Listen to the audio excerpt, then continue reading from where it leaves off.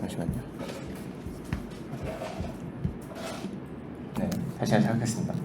CNN 할 거고, 그리고 교수님 3명 얘기했고, 자, 그래서 왜 딥러닝이 필요할까 얘기를 했는데, 2012년도부터 사실 딥러닝이라는 게 약간 핫해지기 시작한 것 같은데, 그럼 기존에는 우리가 어떻게 살았냐? 사실 2010년도 이전의 기억이 저는 잘 안 나지만 나시는 분도 있을 텐데, 그동안 우리가 어떻게 살아왔을까요? 너무 잘 살아왔습니다. 사실 그냥 어떤 공학적인 문제도 다 잘 해결해왔고 미래를 예측하는데 아무런 이상 없이 잘 살아왔어요.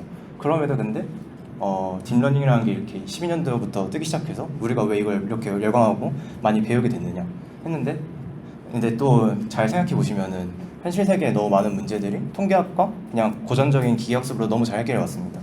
근데 예를 들면은 근데 그러한 통계나 머신러닝으로 잘 할 수 있는 태스크랑 딥러닝이랑 잘하는 태스크는 어떤 차이가 있고, 근데 또 이걸 연관된 질문인데, 그렇게 딥러닝이 새롭게 등장했을 때 정말 핫한 학문인데 그 중에서도 특히 대표라고 말할 수 있는 컴퓨터 비전이나 자연어 처리가 그 중에서 뜨거운 분야일까라고 생각을 해보면 다 연관돼 있다, 약간 이해하시면 될 것 같고, 딥러닝의 가장 핵심적인 목표랑도, 연구의 가장 핵심적인 목표랑도 연관이 있을 것 같습니다. 그래서 오늘 일단은 가장 대표적인 컴퓨터 비전 태스크인 이미지 클래시피케이션을 가져와 봤습니다. 너무 쉽죠? 그냥 말 그대로 이 사진을 보고 고양이인지 강아지인지 맞추는 태스크입니다. 근데 제가 딥러닝 맨 처음 관심 가진 지는 한 고등학생 그때였던 것 같은데, 그때만 해도 하는 얘기가 아니 컴퓨터는 고양이랑 강아지도 잘 구분 못하는 거 아니? 막 이런 얘기 되게 많이 했었잖아요. 근데 지금은 사실 인간보다도 잘합니다. 클래시피케이션은 완벽히 정복됐다고 말할 수 있을 정도의 태스크이고, 네. 그렇다면 이러한 태스크들을 어떻게 하면 할 수 있을까요? 그 전에 그러면 현실의 데이터를 어떻게 볼 수 있을까요? 대표적으로 막 이런 사진 하잖아요. 기계를 속이는 방법 해서 머핀과 강아지 구분하기. 근데 이거는 그냥 보라고 하신 거고, 사실 현실 세계의 데이터가 어떻게 생겼느냐 보면은 우리는 이걸 어떤 하나의 2D 평면으로 이해하지만 데이터를 실제로 이렇게 찍어보면은 다 매트릭스 형태로 이루어져 있거든요. 근데 그 매트릭스 형태라는 게 일반적으로 말하면은 이미지라 하면은 세 가지 요소가 크게 있고, 그게 첫 번째는 가로 넓이, 두 번째는 세로 높이, 그리고 마지막 세 번째는 채널, 그러니까 RGB 채널 값이 다 따로따로 구별되어 있습니다.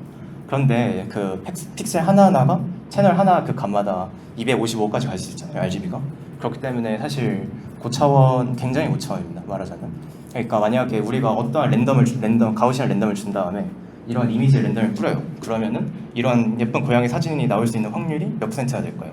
아마 0에 수렴할 겁니다. 그 정도로 굉장히 어떤 고차원적인 환경 속에서 우리가 진짜로 관심 있어하는 데이터라고 하는 정말로 극히 일부이죠. 매니폴드라고 할 수도 있는데, 어쨌든 그럼 우리가 관심 있는 셋에 대해서 굉장히 작은 부분을 찾아내는 게 우리의 역할입니다.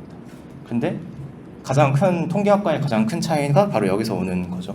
통계학에서는 사실 기존의 통계학과 기계학습이 가장 잘했던 분야는 데이터가 굉장히 잘 정형화되어 있는 경우에는 엄청 효과적이었어요. 그러니까 예를 들면 표로 정리되어 있다던가 아니면은 굉장히 이해하기 쉬운 데이터였으면은 그게 다 기존의 방식으로 충분히 강력합니다. 베이지안 추정이라던가 아니면은 머신러닝, 기존의 소프트 벡터 머신이라던가 그런 게 너무 잘 해오던 방식인데, 이러한 고차원 데이터에 대해서는 어떻게 잘 처리할 방법이 우리에게 여태까지 없었던 것이죠. 그렇다면 왜 고차원 문제가 어려울까요? 사실 그 차원을 올린다는 게 직관적으로 봤을 때는 그렇게 어려운 문제가 아닐 수도 있어요. 왜냐하면 1차원 문제를 풀다가 2차원을 확장시켜도 그렇게 어려움이 없고 2차원, 4차원 되더라도 그냥 비슷한 거 아니야? 라고 생각할 수도 있죠. 하지만 아닙니다, 사실은. 그거를 우리는 가장 대표적으로 Curse of Dimensionality라고 하는데요. 이 책은 PRM이라는 되게 유명한 책에서 따온 책인데, 그림을 보시면은 여기 1차원 평면이 있는데 우리가 어떤 클래시피케이션을 하고 싶어요. 그럴 때 이런 식으로 단순히 직선만 그으면 나눌 수 있죠. 구간 나눌 수 있죠. 이 점만 찍으면은. 하지만 2차원 차원을 넘어가면은 굉장히 복잡해지고 그리고 굉장히 스팔스해집니다, 말하자면. 하지만 차원이 점점 올라갈수록 우리 어떤 관심을 가지고 있는 영역은 점점 좁아지고, 그러니까 저 차원에서 우리가 가지고 있었던 어떤 인간의 직관들이 그 차원으로 가면 갈수록 그거에 들어맞지도 않고 굉장히 잠깐 이해를 벗어나는 일을 굉장히 많이 일어나게 됩니다. 그래서 근데 지금까지는 고차원 문제의 어려움을 얘기했어요. 하지만 우리에게는 저번 시간에 배운 비장의 명기가 있습니다. 바로 그 MLP죠, 멀티라이어 퍼셉트론. 왜냐하면은 UAT에서 어떠한 연속 함수든지 근사해낼 수 있습니다. 그렇다면 왜 그 MLP로는 불충분할까요? 그렇게 얘기를 또 해보자면 MLP의 가장 큰 단점이 뭘까요? 여러 가지를 들 수 있죠. 뭐 파라미터가 많다 아니면은 근데 비전 분야에서 가장 먼저 나온 얘기는 그 공간적인 정보를 쪼개버려야 된다는 얘기입니다. 말하자면은 MLP를 만들 때 이전의 구조가 생각이 나시나요? 그 평평한 레이어에 모든 데이터를 다 집어넣는 그런 연관 그렇게 생겼었죠. 그러기 위해서는 우리가 이미지 데이터로 생각하는 거를 이런 식으로 쪼개가지고 평면으로 만들어야 됩니다. 그럼 당연히 뭐가 잃어버릴까요? 공간적인 정보를 잃어버리게 됩니다. 그러니까 우리가 인간의 눈을 생각해 보면은 이렇게 시각 세포가 있고 그 옆에 있는 어떤 공간적인 정보를 이해하고 그거에 대한 비전 정보를 활용해야 되는데 그러지 못하고 다 플래튼된 정보를 사용해야 된다. 그렇기 때문에 구조적인 정보가 파괴된다. 이러한 단점도 있을 수 있을 것 같고 또 공간적인 정보의 부재도 있지만 또 다른 문제로는 너무 과도한 파라미터가 생긴다라도 얘기할 수 있겠습니다. 근데 너무 과한 파라미터라는 게 말하자면 구별해야 되는 피처 수는 적은데 그에 비해 너무 많은 파라미터가 있는 경우가 발생하기 굉장히 쉬운 환경이거든요. 그렇기 때문에 딥러닝에 있었던 모든 어떤 발전 사항을 보면 최대한 적은 파라미터로 최대한 많은 일을 하자라는 게 가장 핵심적인 일입니다. 그렇게 봤을 때는 MLP는 제일 무식하고 제일 멍청한 방법이고 제일 단순하다고 생각할 수도 있겠죠. 그래서 파라미터 수를 얘기해 보면은 만약에 SIFAR이라는 데이터셋이 있어요. 캐나다 이미지 모시기 그런 데이터가 있는데 데이터의 사이즈를 보면은 32 곱하기 32 곱하기 3이에요. 총 곱하면 3072개의 이미지 픽셀을 가집니다. 근데 여기서 말하는 32 곱하기 32 곱하기 3이라는 건 아까도 말했듯이 가로 32, 세로 32, 그리고 RGB 해서 세 가지 이렇게 해서 채널을 가지고 있는데 근데 이 정도는 사실 FC로도 가능해요. 사실 충분히 가능합니다. 왜냐하면은 파라미터 수가 그렇게 많지 않거든요. 원 레이어를 쌓는다 하더라도. 근데 문제점은 뭐냐? 이게 현실 세계 이미지가 32 곱하기 32로 절대 이루어지지 않았죠. 우리가 다뤄야 되는 이미지는 뭐 4K 이미지도 있고 그러려면은 픽셀 수가 몇천 개가 넘어갈 텐데 그걸 다 MLP 연결하게 되면은 파라미터 수가 너무 많아집니다. 그렇게 자동적으로 파라미터 수가 너무 많아지면은 오버피팅이 발생할 수밖에 없습니다. 오버피팅이 발생하면 이제 이미지에 대해서 너무 많은 피처를 담아내고자 하는 그런 상황이 발생하게 되는 거죠. 그렇기 때문에 핵심적인 이유는 어떻게든 파라미터를 줄여서 같은 일을 하게 만들어야 된다. 이게 핵심입니다. 그래서 MLP로 사실 CNN이 하는 모든 일을 사실 근사할 수 있을 거예요. 근데 수학적으로 증명된 건 확실히 모르겠는데 거기까지는 모르겠지만 아마 거의 유사한 일을 할 수 있는데 다만 더 적은 파라미터로 더 효율적인 일을 하자라는 게 그리고 높은 차원과 공간적인 정보를 활용해보자 라는 어떤 두 가지 컨셉을 이해하시면 될 것 같습니다. 그래서 이번 수업의 전반적인 흐름은 이렇게 되는데요. 아키텍처 전반을 한번 보고 그리고 컨볼루셔널은 이제 CNN에서 컴퓨터 비전에서 가장 먼저 나온 어떤 방법론입니다. 그리고 그러한 것들에 대한 여러 가지 요소를 살펴본 다음에 플링 레이어. 근데 그 CNN이라고 또 완벽한 게 아니라서 여러 가지 보조를 해줘야 되는 테크닉들이 몇 개 있는데 그러한 것들의 하나인 플링이나 뭐 드롭아웃 이런 것도 시간 있으면 한번 보고 그리고 또 케이스 스터디로 현대 CNN은 어떻게 쓰이냐 아니면은 다른 현대 비전 모델들은 어떤 걸 쓰나 정도 한번 살펴보도록 하고 마지막으로는 제가 굉장히 열심히 파이토치 과제를 만들어 봤는데 그거에 대해 파이토치 어떻게 쓰는지 기대하셔도 좋을 것 같습니다. 근데 네, 아키텍처 오버뷰를 한번 보겠습니다.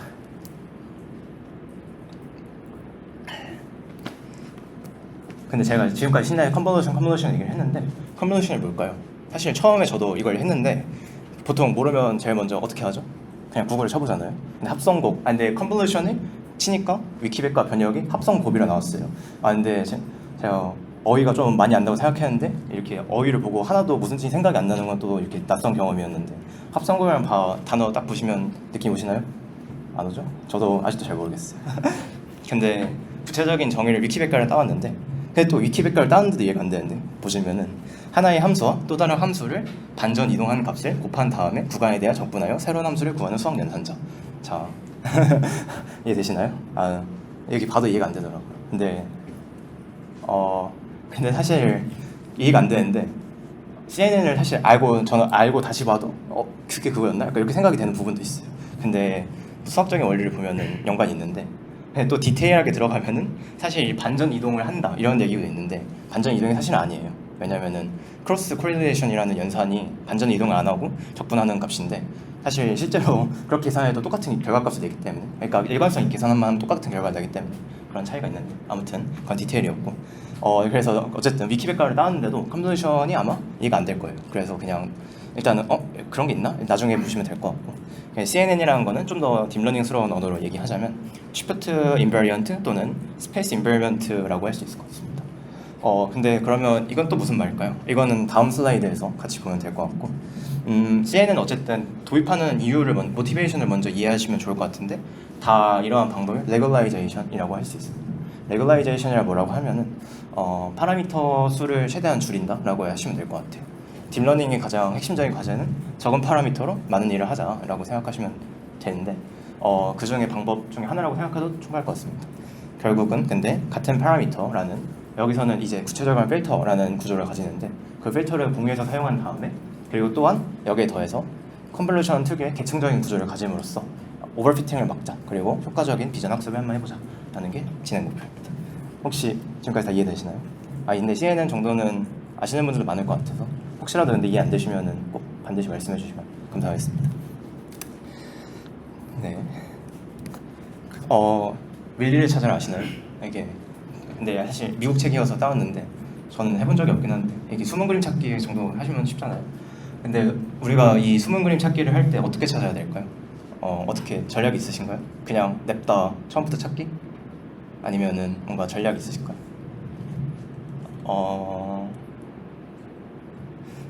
한번 찾아보실까요? 하지만 근데 이 전략, 여기서 말하는 전략이라고 하면은 이런 식으로 같은 크기의 네모난 박스를 친 다음에 그 박스 안에서 윌리를 찾는 거예요. 그러면 우리가 하는 일을 하면은 계속 박스를 움직일 뿐이지 결국은 박스 안에서 해야 되는 일은 다 똑같은 일이잖아요. 윌리를 찾아라. 그렇기 때문에 각각의 이 이미지를 자른 조각을 패치라고 하는데, 보통 이러한 각각의 패치에서 우리는 다 동일한 일을 하고 있습니다. 어떤 윌리를 찾는 태스크를 하고 있는 거죠. 근데 그래서 아까 전에 말했던 Shift Invariant라는 것도 비슷한 맥락이에요.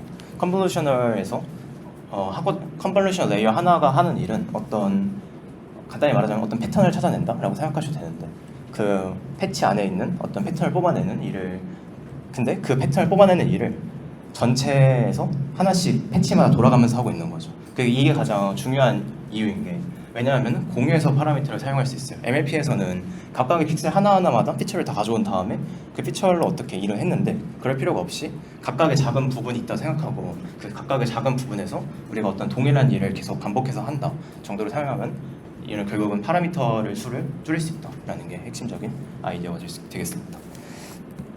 네.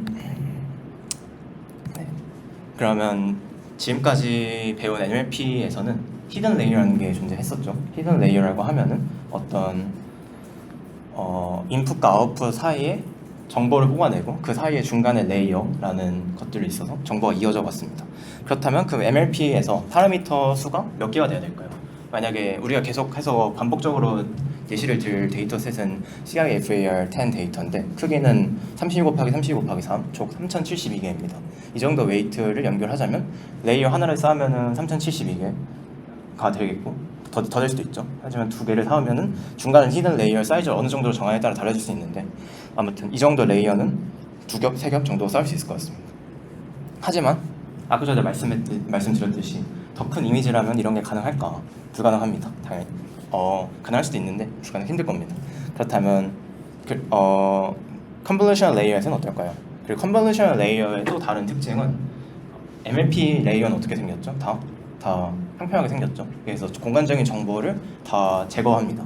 근데 그게 뭔가 설계상 그런 게 아니라 굉장히 그냥 단순하게 모든 뉴런들을 연결하고자 하는 일에서 그랬는데, 근데 컨볼루션 레이어는 그렇지 않습니다. 공간적인 정보를 보존하기 위해서 3D 뉴런을 사용하는데, 근데 또 이렇게 봐서는 그런가 할 수 있는데, 그림으로 나중에 피겨에서 잘 설명이 되어 있어서 거기서 한번 같이 보셔도 좋을 것 같습니다.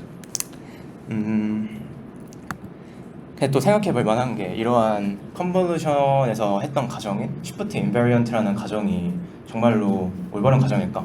라는 의심도 들 수도 있을 것 같아요. 저는 그랬거든. 근데 사실 정답은 없고요. 맞을 수도 있고 아닐 수도 있고, 그거는 생각해 보시면 좋을 것 같습니다. 그래서 데이터셋을 먼저 설명하자면 CIFAR10 데이터입니다. 근데 Canadian Institute for Advanced Research라는 기관에서 만든 거고, 일반적으로 ML이나 CV를 위해 사용되는 이미지 모음입니다. 그리고 각각 사이즈 32 곱하기 32 곱하기 3, 10개의 클래스, 그리고 6,000장 이렇게 데이터가 있는데, 근데 아마 딥러닝 처음 하시면은 되게 많이 보게 될 데이터고, 아마 과제도 이 데이터로 진행할 것 같습니다. 근데 주목해볼 점은 이 데이터의 사이즈가 32 곱하기 32 곱하기 3밖에 안 된다. 이게 굉장히 작은 사이즈고 충분히 일단은 작은 사이즈의 데이터이다 라고 하시면 될 것 같은데, MLP로도 가능하지만 이제부터 더 예를 들면 이게 과제에서 직접 구현해 보실 알렉스 넷이라는 모델에서는 224 곱하기 224 곱하기 3 정도의 이미지 데이터를 다룰 수 있게 설계가 되어 있는데, 그 정도로 한 몇 배가 더 큰 사진도 이제 다룰 수 있게 하기 위해서는 어떤 새로운 방식이 필요하다 정도로 하시면 될 것 같습니다.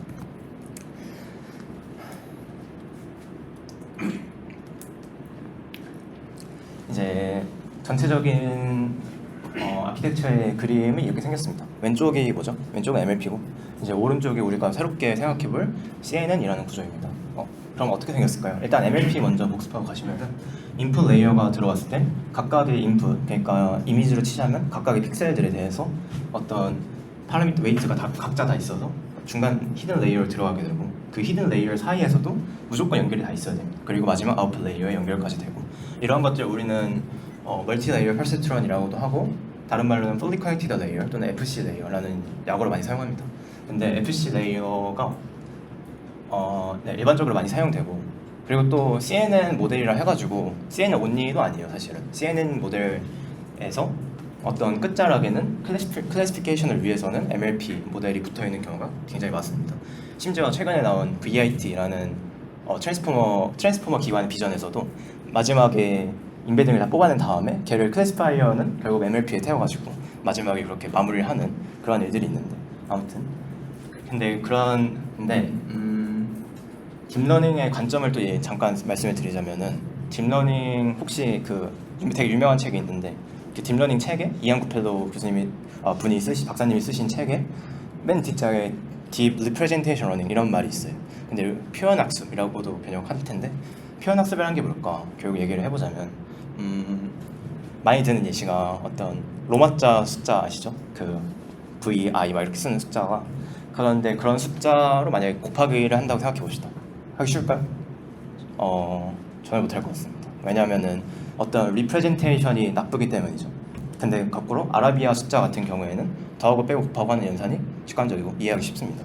결국은 근데 어쨌든 데이터를 이해한다는 게 좋은 리프레젠테이션을 바꾼다라고 이해할 수도 있거든요. 그렇기 때문에 컨버저셔널 네트워크의 역할은 사실 이 끝에 달려있는 마지막 이 클래시파이 하기 위한 MLP를 FC 레이어를 위해서 좋은 리프레젠테이션을 학습한다라고 이해할 수도 있습니다. 근데 이렇게 이해하면 뭐가 좋냐면은, 이렇게 리프레젠테이션 뽑아내는 부분과 클래시파이어 하는 부분을 쭉 잘라내기 시작하면 뭐 구별을 생각할 수 있겠죠. 이거 좋은 인베딩을 뽑아낸다라는 거랑 클래시파이어 하는 거를 좀 잘라내면은 뭐 좋은 클래시파이어 말고 다른 일을 한다던가 다양한 태스크에 활용할 수도 있어서 아마 그런 차이가 있다고 생각하시면 될 것 같습니다. 이해되시나요, 박소연님? 리프레젠테이션 러닝이란 말인데, 말하자면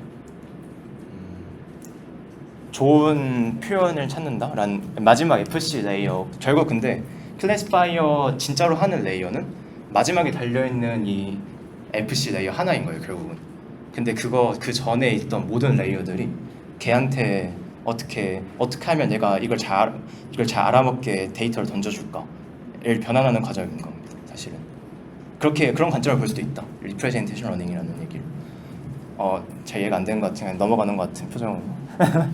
아무튼 리프레젠테이션 러닝, CNN도 어떻게 그렇게 생각할 수도 있어요. 그런 굉장히 어떤 공간적인 정보나 레이어적인 풀링 막 이런 것들을 거쳐가지고 마지막 레이어에 굉장히 좋은 리프레젠테이션을 던져줘서 걔가 잘 이해하게 된다라고 할 수도 있는데, 근데 이런 MLP에서도 나머지 부분 다 리프레젠테이션 러닝인 거죠. 그러니까 근데 그냥 모르겠고 그냥 다 평평하게 잘라가지고 대충 알아먹어봐 이런 식으로 던져주는 거고, CNN은 최대한 어떤 공간적인 정보나 이런 걸 고려해가지고 데이터를 던져줘서 마지막에 이 클래시파이어가 제대로 이해할 수 있게 도와주겠다라고 하시면 될 것 같아요.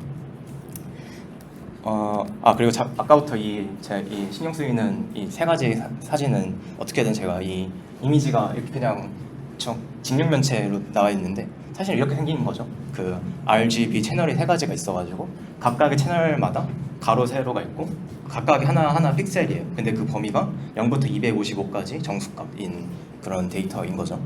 그렇다면 가질 수 있는 데이터의 경우의 수가 몇 개가 될까요? 32 곱하기 32 곱하기 3 곱하기 255, 256이죠. 이렇게 엄청나게 많은 데이터가 가능하다. 그리고 각각 앞으로 이런 그림이 많이 나올 텐데 직렬변체 그림이 나오시면은 여기에 이렇게 채널이 쌓여 있는 거고 여기는 다른 이렇게 채널이 쌓여 있다 이렇게 하시면 될 것 같고, 구체적으로 보면 이렇게 생겼겠네요. 그 뎁스가 있고 뎁스가 채널이랑 같은 말인데 또 CNN 배우다 보면 많이 헷갈리는 게 같은 말인데 다른 용어를 굉장히 많이 돌렸어요. 커널이란 말도 있고 필터란 말도 있고 막 헷갈릴 수도 있는데 여기선 뎁스가 채널이란 말과 같다 이렇게 생각하시면 될 것 같고, 그리고 와이드 헤이트 이거는 쉽죠. 그냥 이미지에 어떤 와이드 헤이트가 있다. 높이랑 가로 세로가 있다. 근데 결국은 우리가 이미지라고 생각하면 다 2D라고 생각하고 있는데 사실은 다루고 있는 게 3차원 데이터인 거예요. 이게 좀 처음에 이해하기 어려운데, 근데 또 얘를 또 점점 더 어려워지는데, 얘를 만약에 미니 배치를 한다 그러면은 얘가 n개 쌓여 있어요. 그래서 최종적으로는 데이터의 형태가 n 곱하기 h 곱하기 w 곱하기 c 4차원 데이터입니다.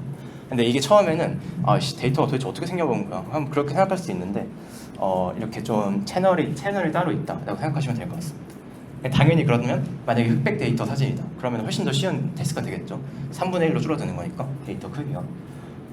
아무튼 이렇게 먼저 생각하시면 될 것 같고, 그리고 아까 전에 말씀드렸던 뉴런이 3D로 생겼다, 3D 뉴런을 가진다라는 게 이러한 얘기인데, 컨볼루셔널 레이어에서 이러한 뉴런들, 동글뱅이가 뉴런들이라고 생각하면 되는데 그런 게 어떤 이런 3D 구조를 가지고 있어서, 그게 왜 3D일까? 그러니까 이거 궁금하겠죠? 이미지는 2D 이미지인데 뉴런은 왜 3D? 생각할 수도 있는데 이미지가 3D입니다. 우리가 이제부터 컴퓨터 비전 생각하는. 근데 또 오해하시면 안 되는 게 진짜 3D 비전도 있어요. 그런 태스크도 있는데 너프나 다양한 일들도 있는데, 일단 우리가 이해할 때는 벡터, 그러니까 매트릭스 관점에서 봤을 때는 3D 매트릭스이다 라고 생각하시면 될 것 같습니다. 또 자꾸 헷갈리게 하는 것 같아요. 죄송한데 파이토치 라이브러리에 플랭이나 CNN이 구현되어 있는데 그거는 그냥 2D 컨볼루션을 쓰시면 되는 거예요. 죄송해요. 그냥 이건 넘어갈 걸 그랬는데 아무튼 코드를 보시면 될 것 같습니다. 어쨌든 제가 어떤 관점에서 3D인지 그리고 2차원 데이터인지는 좀 이렇게 생각하시면 편할 것 같습니다. 전반적인 데이터 구조에 아키텍처 구조에 대해 혹시 이해 안 되시는 거 있으신가요? 네.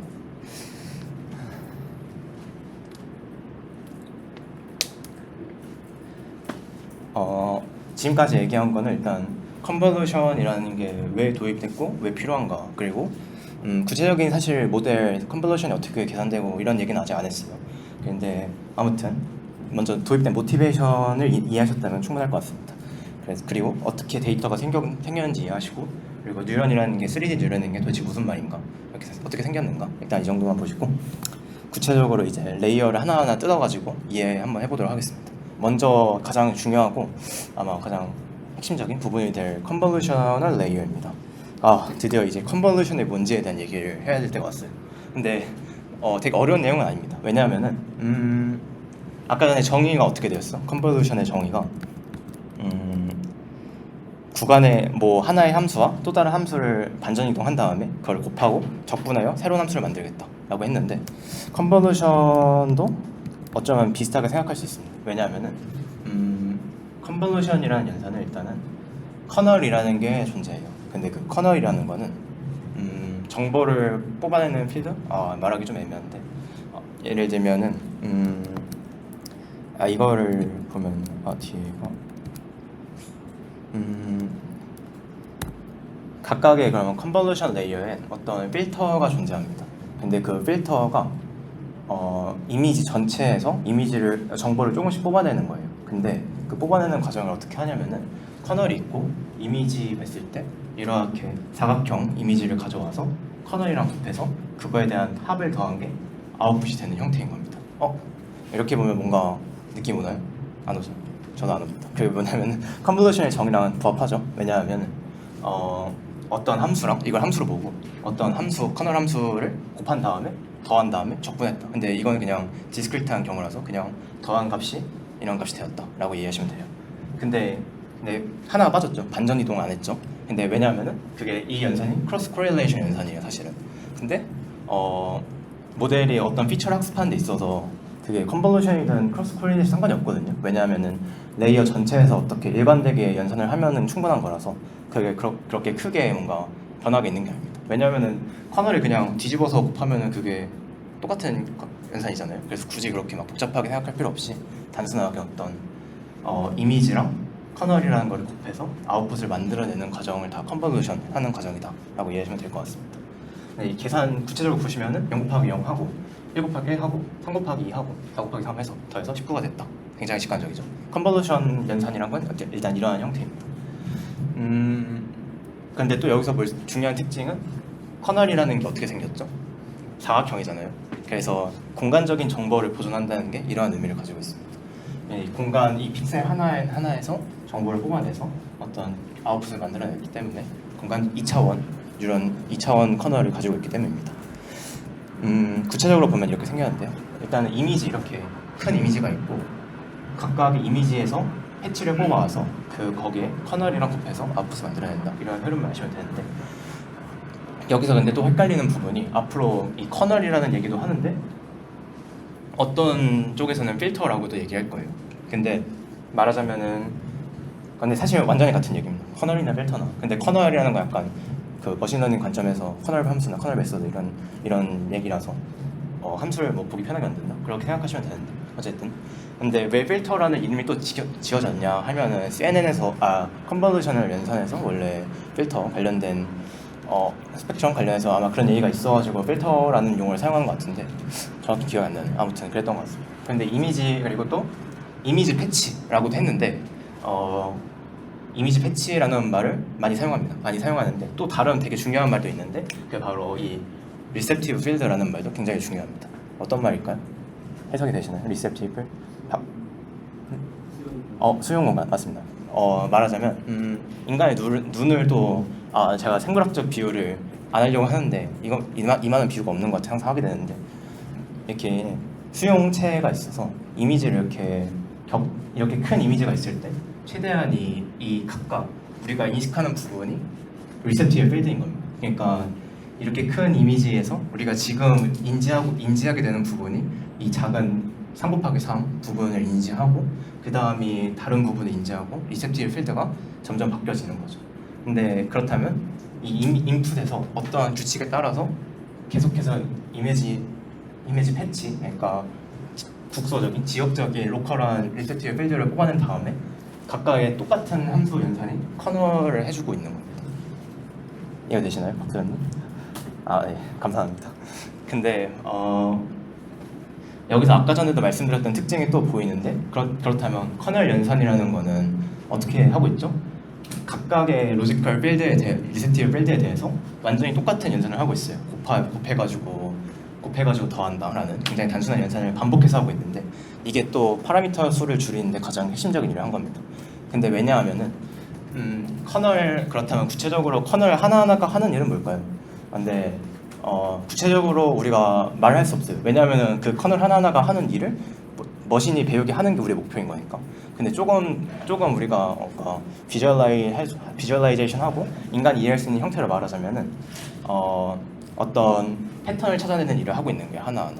근데 낮은 레이어에서는 굉장히 단순한 패턴을 찾아내고 있고 높은 레이어로 갈수록 점점 더 어려운 패턴을 찾아내고 있습니다. 근데 이게 사실 인간에 대해서 똑같은 작업을 하고 있어요. 왜냐하면은 뭔가 컴퓨터 비전에서 보면은 인간이 뭔가 물체를 봤을 때 가장 먼저 인식하는 게 어떤 모서리나 직선 이러한 단순한 구조들을 먼저 찾아낸 다음에 그 다음 어떤 레이어로 넘어가서는 좀 더 복잡한 모양, 그 다음은 좀 더 복잡한 모양을 찾아내서 결국 마지막 레이어에서는 고양이랑 강아지라는 엄청나게 복잡한 모양 그리고 엄청나게 다양한 형태를 어떤 종합적인 걸로 이해할 수 있게 되는 거죠. 아무튼 그러한 커널이 그래서 이렇게 커널이 왔다 갔다 하면서 각각의 이미지에 대해서 어떤 패턴을 계속 찾아낸다.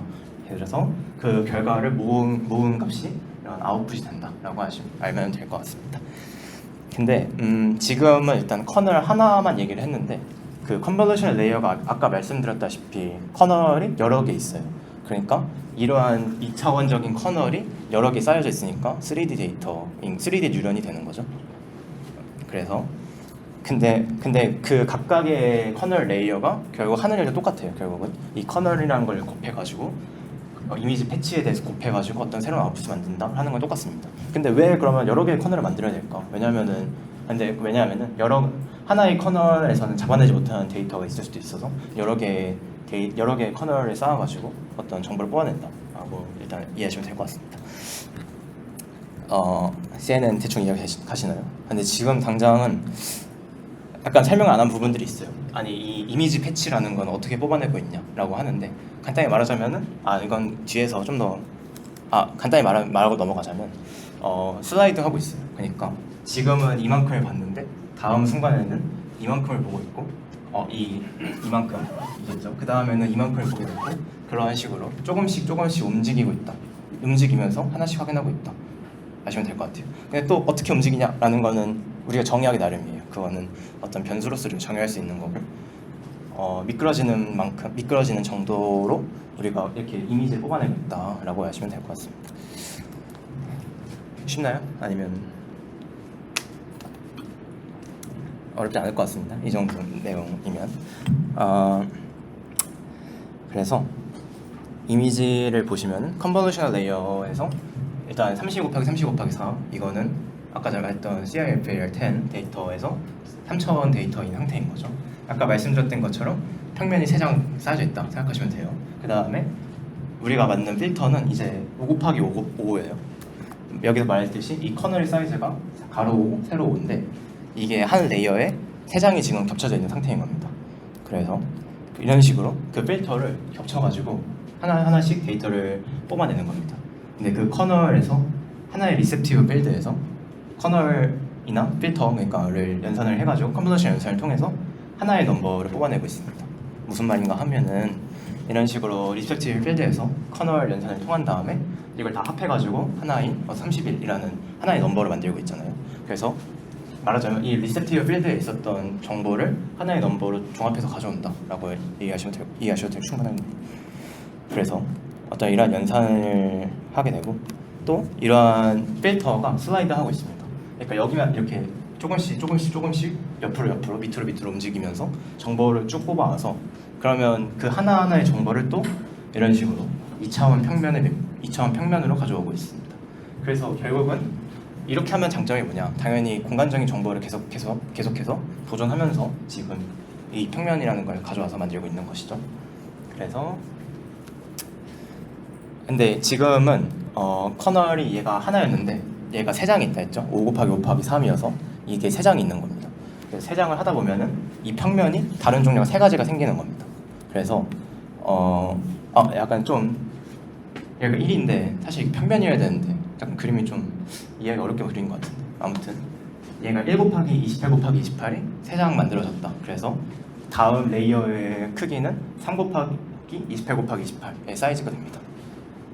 약간 근데 처음에는 이 공간에 대한 어떤 값을 맞추는 게 굉장히 헷갈렸어요. 많이 필터 수가 뭐고 약간 이렇게 생각이 됐는데 간단히 말하자면 컨볼루션 하는 필터의 그 개수 그러니까 30 곱하기 30 곱하기 3 3장이었던 게 아웃풋 레이어에서는 그게 3장이 되는 겁니다. 그 표현되는 데이터가 그러니까 이게 굉장히 뭐랄까 공간적인 이렇게 딱딱 아다리가 맞는 게 있어가지고 그런 거를 근데 고려하면서 안 짜면은 파이토치가 안 돌아갑니다. 그래서 굉장히 잘 고려해 주셔야 되고 아무튼 전반적인 구조는 이렇게 됐습니다. 다시 한번 그림을 보시면은 이거 아까 전까지 설명드렸던 예제는 다 이미지도 한 장, 커널도 한 장 있다고 생각하고 만든 예시였는데 이번에는 두 장 있다고 생각해 볼게요. 그러면은 이 이미지를 이 장을 RGB인데 어쨌든 R이나 G나 이런 걸 뽑아낸 다음에 커널이 지금 2개 있는 겁니다. 그래서 이런 커널 연산을 하고 또 이런 커널 연산을 해가지고 그거를 합한 값인 56 이 지금 데이터 형태가 된 겁니다. 2가지 인풋 채널을 가지고 있을 때. 근데 이거 말고 뒤에 되게 이 움짤이 굉장히 인상 깊어서 제가 가져와 봤는데 이건 CS231 그 사이트에서 가져온 움짤 그 동영상인데 굉장히 잘 설명해주고 있습니다. 어떻게 되냐면은 지금 처음부터 다시 보면 들고 돌아서 지금 첫 번째 리셉티브 필드 구역을 가져온 다음에 그 웨이트를 곱해가지고 지금 여기 아웃풋 볼륨에 하나씩 만들고 있죠. 이거는 일단 바이어스인데 그냥 그 WX 더하기 B 할 때 그 B 부분이라고 생각하시면 되는데 지금은 굳이 신경 크게 안 쓰셔도 되고 일단은 그렇게 생각하시고 어쨌든 필터랑 각각의 리셉티브 필드에서 각각의 필터를 하나 곱해서 아웃풋 볼륨을 매핑을 한다 이런 구조라고 이해하시면 돼요. 근데 지금 약간 이해되시나요? 약간 안 되는 눈빛인데. 박서연님, 네 감사합니다. 혹시라도 근데 뭔가 좀 와닿지가 않는다 하실 수도 있을 것 같은데. 아무튼 근데 이러한 공간적인 어쨌든 특성을 맞춰야 돼요. 왜냐하면은 그 슬라이드를 하는데 만약에 슬라이드를 2로 하고 있는데 얘가 뭐 홀수였다 그러면은 슬라이드가 끝까지 안 될 수도 있고 막 그런 상황이 있을 수도 있는데 아무튼 그러한 딱 공간적인 아다리가 딱 맞게 해주는 여러 가지 요소들이 있습니다.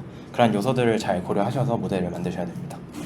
근데 아마 그냥 파이터치를 해보시면은 파이터치가 안 돌아가는데라고 알려줄 겁니다. 그러면 어느 레이어에서 문제가 있는지 잘 찾아보시는 그런 게 필요하지 않을까라고 일단 생각이 되네요. 그래서 컨볼루셔널 레이어는 이렇게 생겼고 아까 전에 말씀드렸던 이 3D 뉴런이 여기 이렇게 들어가 있습니다. 그래서 각각이 들어와서 어떤 레이어를 만들었죠. 근데 당연하게도 이런 레이어는 지금 어떤 연산이었죠? WX 그러니까 리니얼 변환한 거예요. 여기서 말하자면 리니얼 변환이라 하면 그냥 이런 매트릭스랑 데이터를 곱한 다음에 바이어스 더한 게 끝입니다. 그러면 지금 이게 선형인가요 비선형인가요? 당연히 선형 계산을 한 거죠. 그렇기 때문에 우리의 딥러닝의 마법이라 할 수 있는 항상 매직인 비선형성을 더해줘야 되는 게 항상 필요합니다. 레이어 사이사이마다 이런 비선형성이 들어가 있다라고 하시면 될 것 같고 여기 보시면은 F라고 하는 액티베이션 펑션이라고 합니다.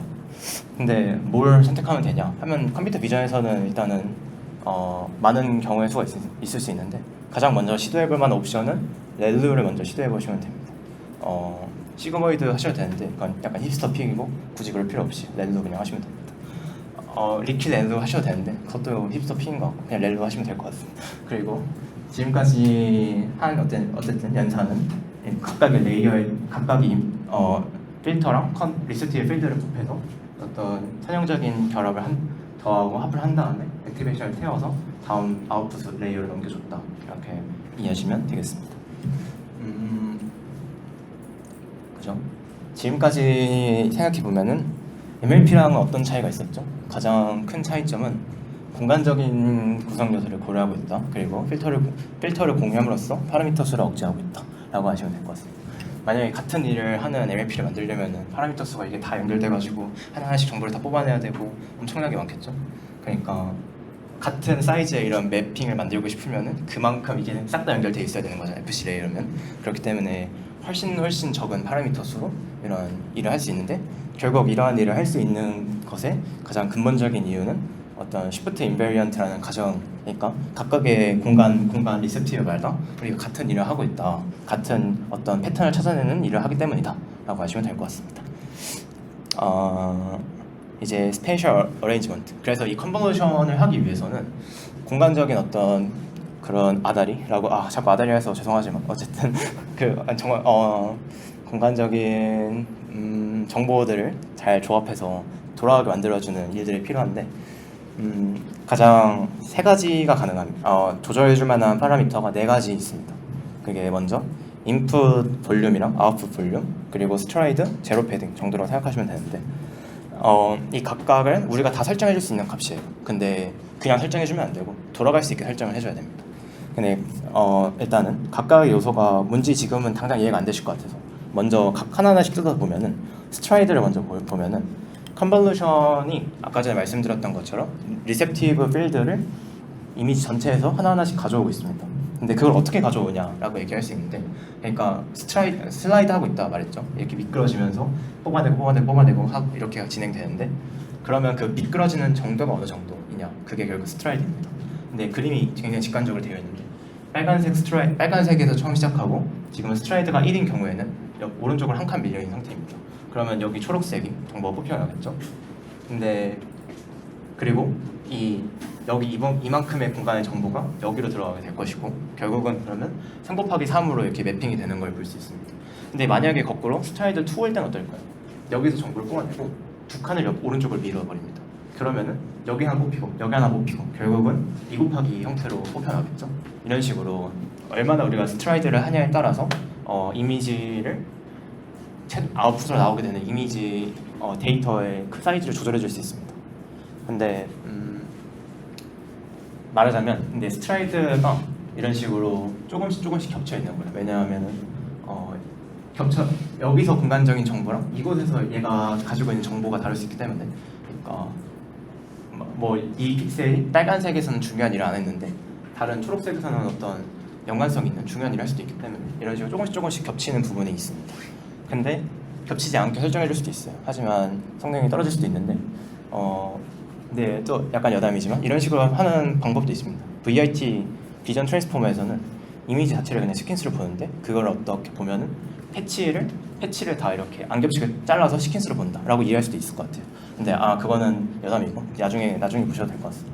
어쨌든 스트라이드라고 하면은 픽셀을 이렇게 하나씩 한 칸 한 칸 조금씩 옮겨간다. 근데 그 옮겨가는 크기를 조절해 줄 수 있다라고 얘기할 수 있을 것 같고 패딩은 스트라이드도 얘기 나왔는데 굳이 다시 안 봐도 될 것 같은데 코리네이션 할 때 스트라이드 3이면은 이렇게 밀리면서 원래 여기 있던 얘가 하나 둘 세 칸 옆으로 밀려 나가서 그 정보를 뽑아내서 어떤 아웃풋 하게 되는 크기를 잘 조절해 줄 수 있다 하시면 될 것 같습니다. 일단 스트라이드를 살펴봤고요. 그 다음은 패딩, 제로 패딩도 있습니다.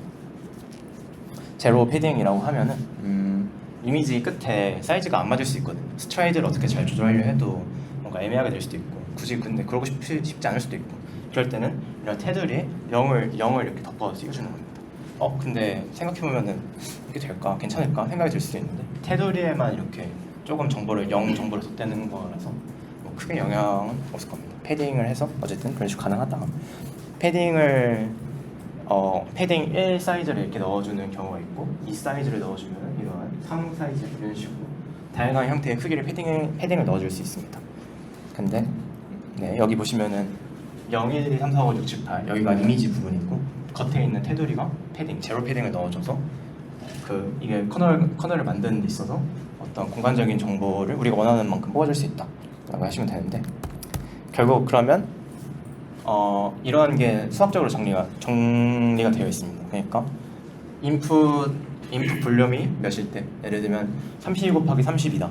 일단은 32 곱하기 30이다 했을 때 스트라이드가 만약에 몇이다, 뭐 2다 이런 식으로 했을 때 우리가 원하는 아웃풋 볼륨 어떻게 만들고 싶을 때 패딩을 몇 넣어주냐 했을 때 4가지 파라미터만 알고 있으면은 관계를 유추해낼 수 있는 것입니다. 근데 왜 이런 식이 될까? 한번 생각해 보셔도 좋을 것 같습니다. 근데 어렵지 않습니다. 왜냐하면은 그냥 F 그러니까 인풋 볼륨에다가 W 인풋 볼륨 사이즈에다가 리스트 필드 사이즈 어느 정도 크기가 되는지를 빼주고 패딩 양쪽에 달려있으니까 2 곱하기 2에서 더해주고 걔를 스트라이드만큼 나눠주고 더하기를 한다. 어려운 내용이 아니에요. 근데 그냥 한 번쯤은 수학적으로 왜 이렇게 되나 근데 굉장히 중학교 수학일 것 같아서 넘어가도록 하고 어쨌든 이런 아웃풋 볼륨 사이즈를 조절해 줄 수 있습니다. 근데 만약에 이렇게 되면은 4가지 정보가 필요한 아니죠. WF, PSO 5가지 정보가 있는데 5가지 정보 중에 4가지만 주어지고 하나를 뭐 예측해서 만들어낸다 이런 식으로도 가능하고 아니면은 스트라이드랑 제로 패딩을 어떻게 잘 적절히 조합해서 이미지 구조를 만들어 볼까 이런 것도 가능합니다. 네.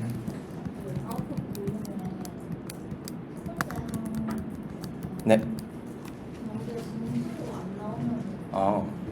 정수를 안 나오면 잘못 만든 겁니다. 사실 파이토치가 싫어할 거예요. 근데 유명한 일화가 있는데 나중에 제가 적어놓기도 했는데 알렉스 내시는 되게 유명한 논문이 있었잖아요. 맨 처음 이미지넷 아무튼 제프린 텅슨이 만든 알렉스 내시 있었는데 비전에 되게 유명한 논문이라서 사람들이 되게 열심히 읽었어요. 도대체 어떻게 만들었을까? 근데 많은 일화가 있는데 첫 번째 이미지 인풋이 224 곱하기 224 곱하기 3이라고 되어 있었어요. 근데 논문에 주어진 대로 스트라이드를 해서 그 계산을 해보니까 실수가 나온 거예요. 정수가 아니에요.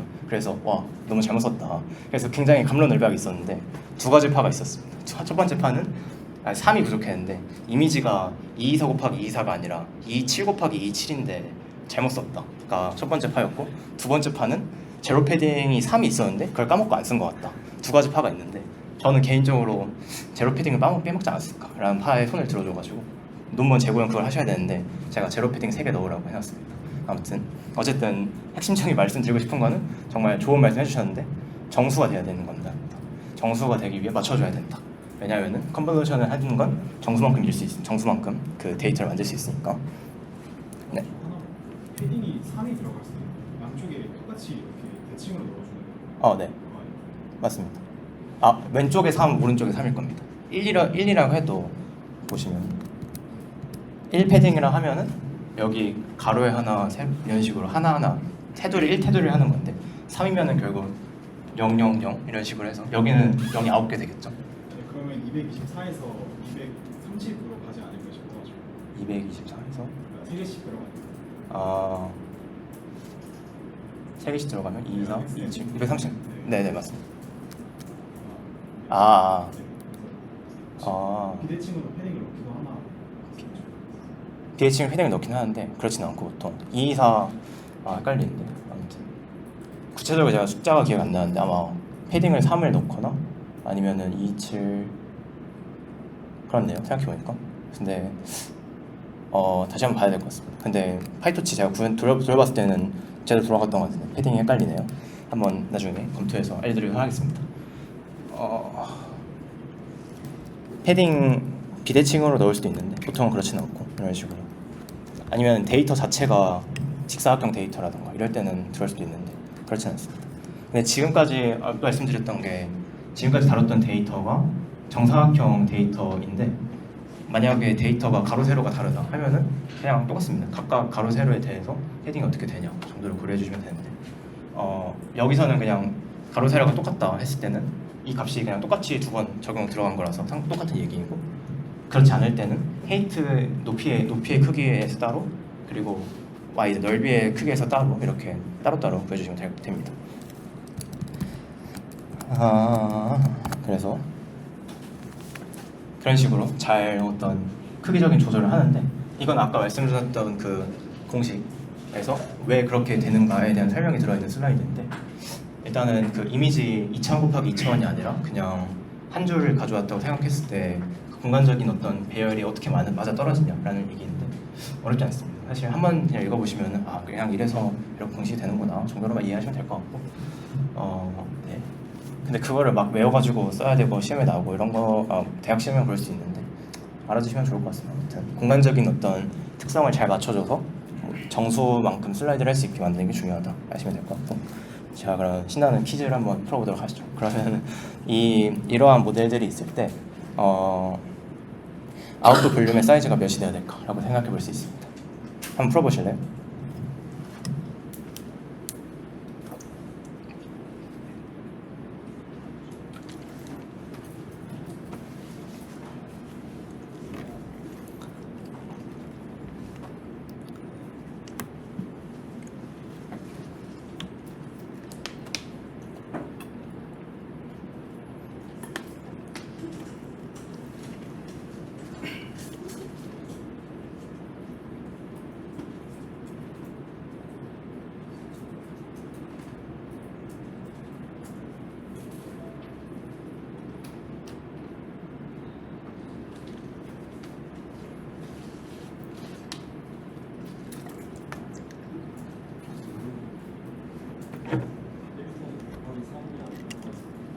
잘 안 들려가지고 다시 한번.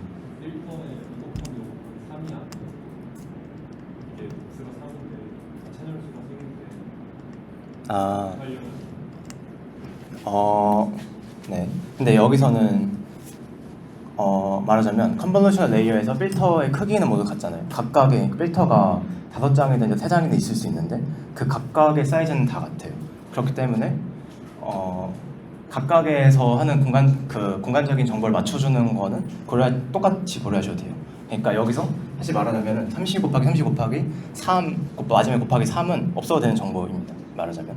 왜냐면은 그냥 같은 똑같은 크기 맞추기를 각각의 그 피처 맵에서 그냥 하고 있을 뿐이지 그냥 똑같기 때문에 고려하지 않으셔도 됩니다.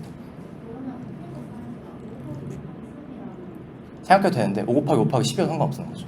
왜냐면은 그렇게 되면 아웃풋 볼륨의 크기가 필터가 10이고 그리고 여기가 구해선 아웃풋 볼륨 사이즈 x 곱하기 x 이런 식으로 되는 거죠. 잘 안 들려요.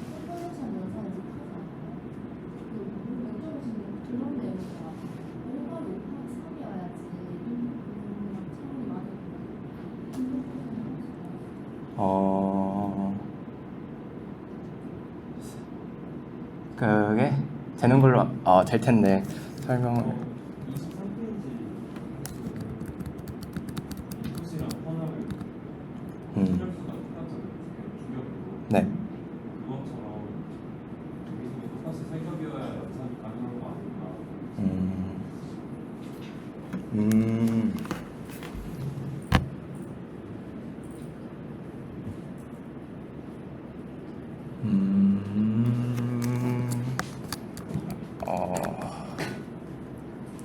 그림을 그리는 게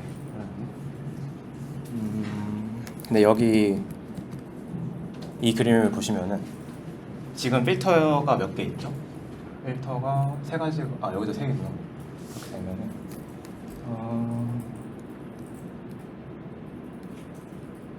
아니죠. 여기서는 지금 필터가 몇 개 있죠? 필터는 개수는 2개고 그게 각각 3 곱하기 3 곱하기 3 차원인 거죠. 그렇기 때문에 맞네요. 그렇게 되면은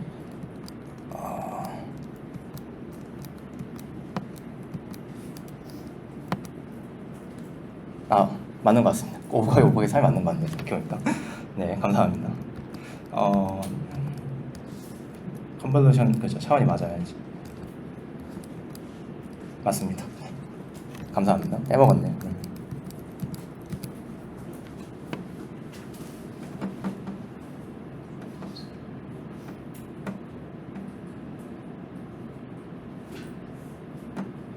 풀어보셨나요? 다들 어느 정도 푼 것 같아서 이제 해설로 넘어가자면 이렇게 됩니다. 아웃풋 아까 전에 그 공식에 그냥 단순히 대입하면 되는데 32에서 필터의 크기만큼 필터 맵에 필터의 크기만큼을 빼주고 패딩 곱하기 2에서 더해주고 슬라이드 나눠주고 더하기 1을 한다. 그 결과 나오게 되는 계산값은 32입니다. 결국 나오게 되는 크기의 값은 32 곱하기 32 곱하기 3 10개겠네요. 이렇게 이해하시면 될 것 같습니다.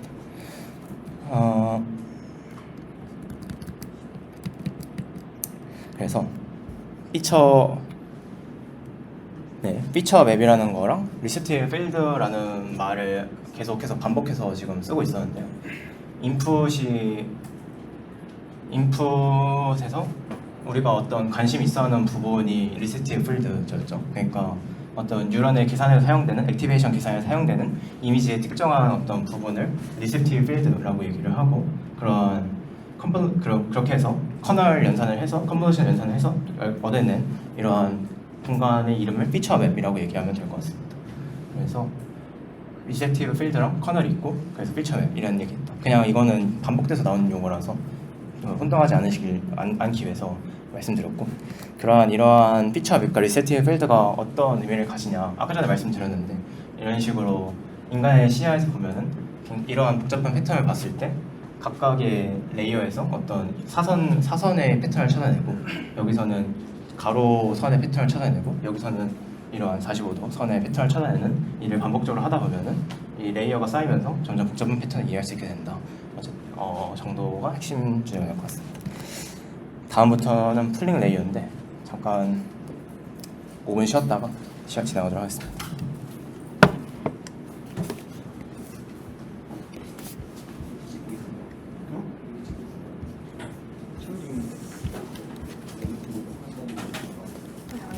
수고가 많으십니다. 아니 너 문경에 왔더니 이건 아니었는데. 다음에는 아유 뭔가 잘못해. 해야 될 거. 무서우세요? 아 무서웠어? 아 미안. 야 근데 여기 오는데 너무 힘들더라. 근데 1시간 걸려. 아 진짜 계절 시간 시험 쳤어? 지금 들어가야 돼. 또 당장 뭐 잠깐 튀어. 뭐또 중앙대 그거. 나강 아니야? 인체랑 또 응치. 아, 인체 끝났어. 내일 시. 기말고사야? 아까 그 중간고사. 그 저번 게 중간고사. 학사 얘기하면. 아니 이거 왜 이렇게 퀄리티 높아? 나 보고 있는데 개 놀라. 실수만 강 버리나? 어? 실수만 강 버리나? 안 주지 실수면 않나? 나는 버리는 걸로 알고 있거든. 버려도 너는 되고. 그 아까 전에 식 있잖아. 아 너는 이게 그 막 S 나는 S분의 경고를 띄우고 하나? 사이즈 더하 빼기 어. 그 필터 사이즈 플러스 패딩 곱하기 2 하는 거 나누기 있잖아. 스트라이드. 아 뭔지는. 근데 그게 그 실수로 나왔을 때 난 버리는 걸로 알고 있거든. 진짜. 아 소수 좀 나오면 응. 몰라요. 슬라이드를 하나 안 뭐야? 나오게 잡지 않나? 보통 안 나오게 잡지 않나? 그러니까 실수. 안 나오게 실수가 보통은 그래. 보통은 똑같이 인풋 아웃풋 똑같이 잡긴 하는데. 버리나? 나는 하이터치 버리는 어떻게 걸로 하지? 알고 있어. 나그 마지막- 승용킴 딥러닝 과제 할 때도 사이즈 제라를 나 버렸어. 마지막 스트라이드를 안 가고 그 안 정보를 가서 버렸어. 잘라서 버리는 거.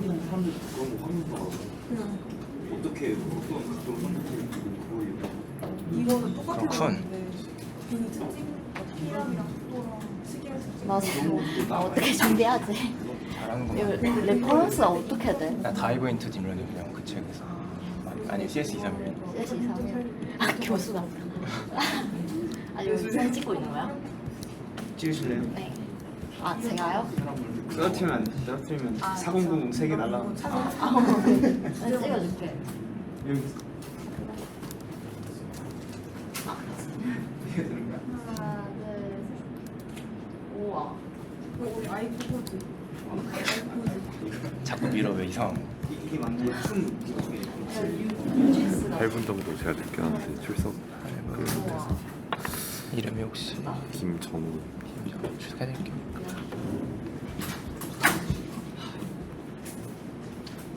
아, 네 재밌나? 재밌는 거 모르고 힘들어. 어렵다. 내가 들어야겠는데. 근데 나 사실 나도. 와 요즘에는 뭐 이런 것도 되네. 승현이 언제 가졌어? 우와. 이 뭐지 이 뭐라 하지 드롭다운. 드랍 다운 메뉴? 우와. 이거 무슨 함수지? 신기하다. 톰수 아니고 그냥 되는 거. 아 그냥 되는 거야? 원래 친구. 만들고. 좀 앞쪽으로 이렇게 땡겨. 아니, 다 사람들 다 뒤에 가 있긴 해. 이거 근데 이게 뒤에도 잘 들리더라. 아니 그냥 마이크 해가지고 잘 들려 뒤에? 잘 들려. 근데 내가 말하는 건 잘 안 들려. 멋지게 나왔어. 나 이상상 전화. 교수가 교수 같아. 너무 교수 같은. 아니 옷도 이거 셔츠. 안 돼. 아얘 내 셔츠 볼래? 얘 셔츠 뭐 입고 있는지 아나. 걔 너도 팀. 진짜 미친. 와 이건 누가 어디서 산 거야? 지금 우리 축구 아이템. 어? 우리 아이코 티 이걸 맞췄어. 그러니까 이거를 어디서 파는 거야? 그 해외에서 직구했다며. 와이코 티 이거 해가지고 각자 좋아하는 논문 비교 하나씩 가져와서. 절대 반영하지 마. 알겠지? 왜 안 와? 어떻게 입고 강의해주면 안 돼? 안 된다. 아 맞아 이거 찍으면 사람 도망갈 것 같아. 영수로 아 남겨야 돼. 왜? 그니까 야, 인스타에 박제시켜야 돼. 이게 다이브 이거 CS231N이랑 이렇게 섞어가지고 다이브 한 거야? 인투. 나는 이제 어떻게 가르쳐야 돼? 뭐야 주소? 여기 NLP 아니야? 나 그거 QA랑 서머라이제이션 재밌겠네. 논문 리뷰 아니야 다 했어? 논문 리뷰 내가 지금 CS244N을 듣고 있거든? 그런데 여태까지 모델 리뷰들만 하고 있어. 근본 모델들 설명하고 쭉쭉쭉쭉. Q랑 뭐라고? 서머라이제이션 서머라이제이션. 2시간 동안 모델 얘기하려면 몇십 개 나와야 될 것 같아 사실. 울고 싶다.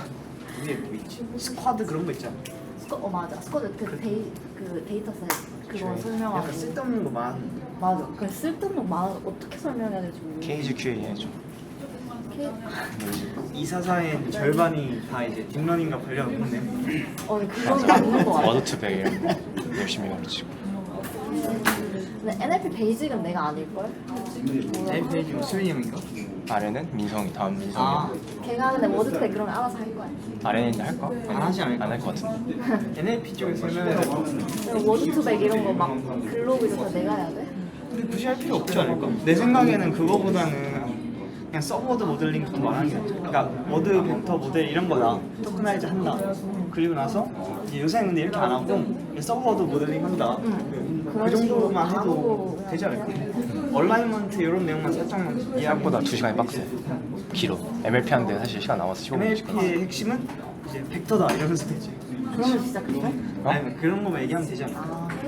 핵심만 딱 토큰을 쪼개서 요즘 젊은이 공부 모델 할머니 얼마나 가르치 아니 엄마가 특강 주려는데 연사를 추천해달라고 저희가 CM에서 파라미터 필터를 각 원소들이 된다고 컴포넌트가 된다고 하셨잖아요. 그러면 하면서도 저희가 이제 CM 구조를 아키텍처를 만들 때 뭐 예를 진짜 들어서 엄마한테 말해도 되는 그 아키텍처 앞단에서 모서리나 아니면 라인이나 그런 특징들을 추출해내고 싶으면 공무원인데 약간 다르고 이제 그런 특징들을 추출해내는 잘 성능이 좋은 뭐 소벨 필터라든지 그런 게 있잖아요. 기암팔상 추천맨 그거를 파라미터로 넣어가지고 굳이 학습을 시키지 않고 그냥 빅트 시키는 경우도 있고. 근데 딥러닝의 가장 핵심적인 이유가 그런 인간이 만들어낸 휴리스틱한 방법이잖아요. 근데 그러지 말고 기계 자체가 처음부터 그냥 배우게 하잖아요. 우리가 인간이 지금 알고 있는 뭔가 액체를 찾아내는 좋은 기술들이 충분히 잘 작동하지만 그게 기계 관점에서 정말로 좋은 일까는 모르는 일이라서 딥러닝스럽게 생각하면 그냥 데이터를 주고 기계가 알아서 하게 해보자는 거죠. 근데 또 NLP 같은 연구들 보면은 막 노드 임베딩 만들고 워드 임베딩 만들고 이런 거를 되게 수학적으로 되게 잘 모델링해서 만들었는데 결국은 딥러닝 사용해서 그걸 만들어내는 게 훨씬 더 성능도 잘 나오고 효과가 좋았다. 근데 영구적으로 봤을 때 교수님 교수님이 되게 수학적으로 잘 증명된 그런 모델 기존의 모델을 쓰는 걸 좋아하시는 트렌드라고 생각하면 사실 그냥 데이터 많이 주고 모델을 알아서 시키자 가 좀 더 사실 그래도 되는 가능하고 그런 모델도 있을 텐데 사실은 도전일 수도 있고 딥러닝의 어떤 트렌드로 따지면 그냥 데이터 많이 주고 학습 시켜보자. 네 괜찮아요. 근데 알아야 되는 게 그래프나 다른 비전에서도 그냥 기존에 있었던 막 아이디어나 지식들 끌고 와가지고 막 조율시키는 경우도 있고 그래서 알아두면 특별히 있죠. 잘 보면 좋긴 한데 도전하고 슬라이드. 독하고 그런 거 수학한 경우에도 별칭 근데 내가 유튜브 잘 몰라서 추천을 좀 기관 여기서 네. 이게 일단 지금 더블톰이 두 개인 게 이게 지금 W가 두 개여서 헷갈리는데 이게 지금 인풋 이거 W가 스트라이드 W가 이제 아니 스트라이드가 아니라 제로 패딩이 아니라 빨리 그림 분야나 마케팅 분야 특정 분야에 한정된 사람이어서 전반적인 분야를 다 다루는 사람은 필터 필터 커널의 필터가 있어. 이게 지금 약간 그 여기가 지금 아웃풋 사이즈잖아요. 맞아. 신기한 사람들 지금 OH5W라는 거는 인풋 관련해서 필터의 가로 세로 우리가 만든 그 필터의 헤이트, 필터의 와이드 곱하기가 아니라 필터 웨이트 그러면 직사각형의 경우에는 여기서 3 곱하기 3 똑같이 들어가는 여기 헤이트 3이고 와이드 3 그래서 그런 사람들 많이 보죠. 안재승, 안재승 이시 가로시 근데 약간 이것 쪽은 아니야. 곱하기가 아니라 이게 지금 인풋 사이즈가 직사각형으로 들어가면 아웃풋 사이즈도 직사각형. 직사각형일 수도 있고 잘 맞춰주면 정사각형이 될 수도 있고 따로따로 어쨌든 싸워줘야 돼. 인풋 사이즈가 직사각형인데 아웃풋 사이즈가 정사각형이 나오려면 필터의 가로 높이는 어떻게 잘 수학적으로 그냥 잘 맞추면 되는 거 그냥 이걸 갖다 두고 생각하면 돼요. 가능한가? 그러면 스트라이드나 제로 패딩에서 그 가로하고 세로의 스트라이드하고 제로 패딩이 각각 달라야 직사각형이 정사각형으로 나와요. 다를 수도 있어요. 파이터치에서 갓생사는 사람들을 데려오는 거 보통은 근데 필터 사이즈는 정사각형. 굳이 그럴 필요가 없어. 어차피 알아서 해줄 텐데 어렵게 생각할 필요 어렵게 정사각형 만들어주는 게 이미지의 정보를 이제 왜곡하는 거니까 굳이 그럴 필요가 없어요. 패딩도 사실은 3, 4 이렇게 불균형하게 줄 수도 있고 가능하다 정도가 있지. 하이터치한 옵션으로 투플로 주면 그렇게 되는 거예요. 그다음에 그 아까 데피니션 CNN 데피니션 얘기하실 때 그 마지막 부분 크로스 클릭. 적분 얘기하신 게 그냥 엘리멘트 와이즈 곱한 걸 그냥 구한 건데 왜 적분이라는 걸 썼는지 이해가 일반적인에서는 적분이 맞는데 지금 이건 그냥 디스크리트한 경우라서 그냥 다 합하는 게 적분이랑 똑같은 현상이라서 그런 거. 이게 원래는 컨볼루션이랑 신호 처리 그런 데서 이렇게 연속 함수들을 곱한 다음에 걔네 함수를 만들고 그냥 적분한 걸 그러니까 원래 정확한 정의인데 여기서 적용될 때는 그냥 디스크리트한 경우라서 그냥 더하기가 적분이랑 똑같은 현상이죠. 적분한 거다. 취직 갔다 온 사람들 척척 석사 척척 보졸인데요. 척척 석사 진 단어 생각이 안 나. 박사진. 맨날 그 얘기하는데 박사 진진.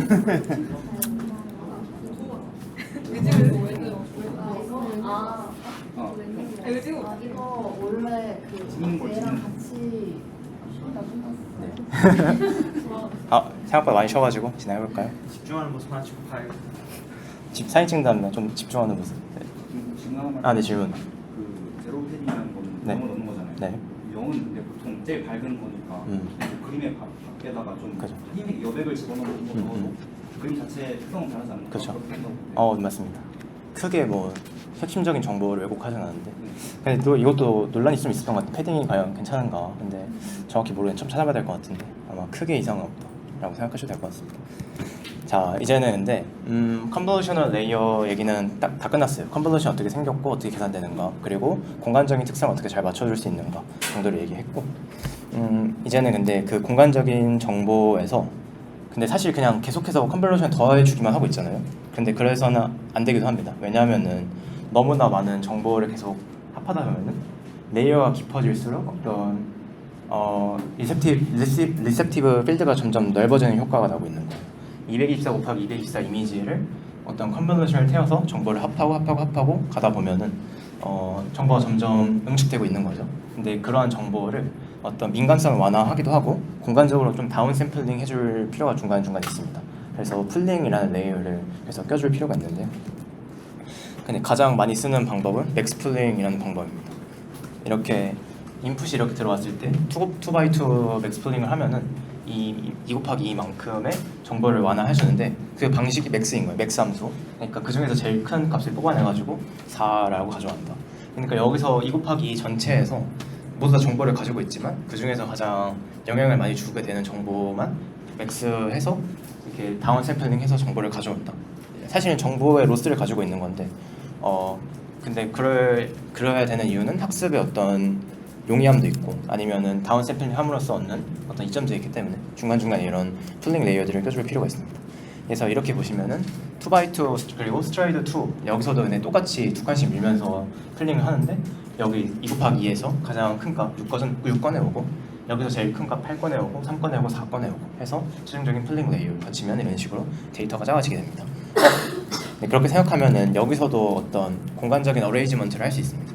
스트라이드가 몇일 때 풀링하는 필터의 사이즈가 어떻게 되고 했을 때 아웃풋의 크기가 어떻게 된다라는 것도 추진할 수 있겠죠. 근데 여기서는 수식은 안 넣었어요. 근데 너무 쉽게 생각할 수 있어요. 비슷하게 컨볼루션 레이어랑 거의 똑같은 과정이라서 그냥 넘어가시면 될 것 같고. 근데 풀링이 한 가지 방법만 있는 건 또 아닌 게 에버리지 풀링이라는 것도 있어요. 여기서 그냥 값 전체를 평균 내버리는 거죠.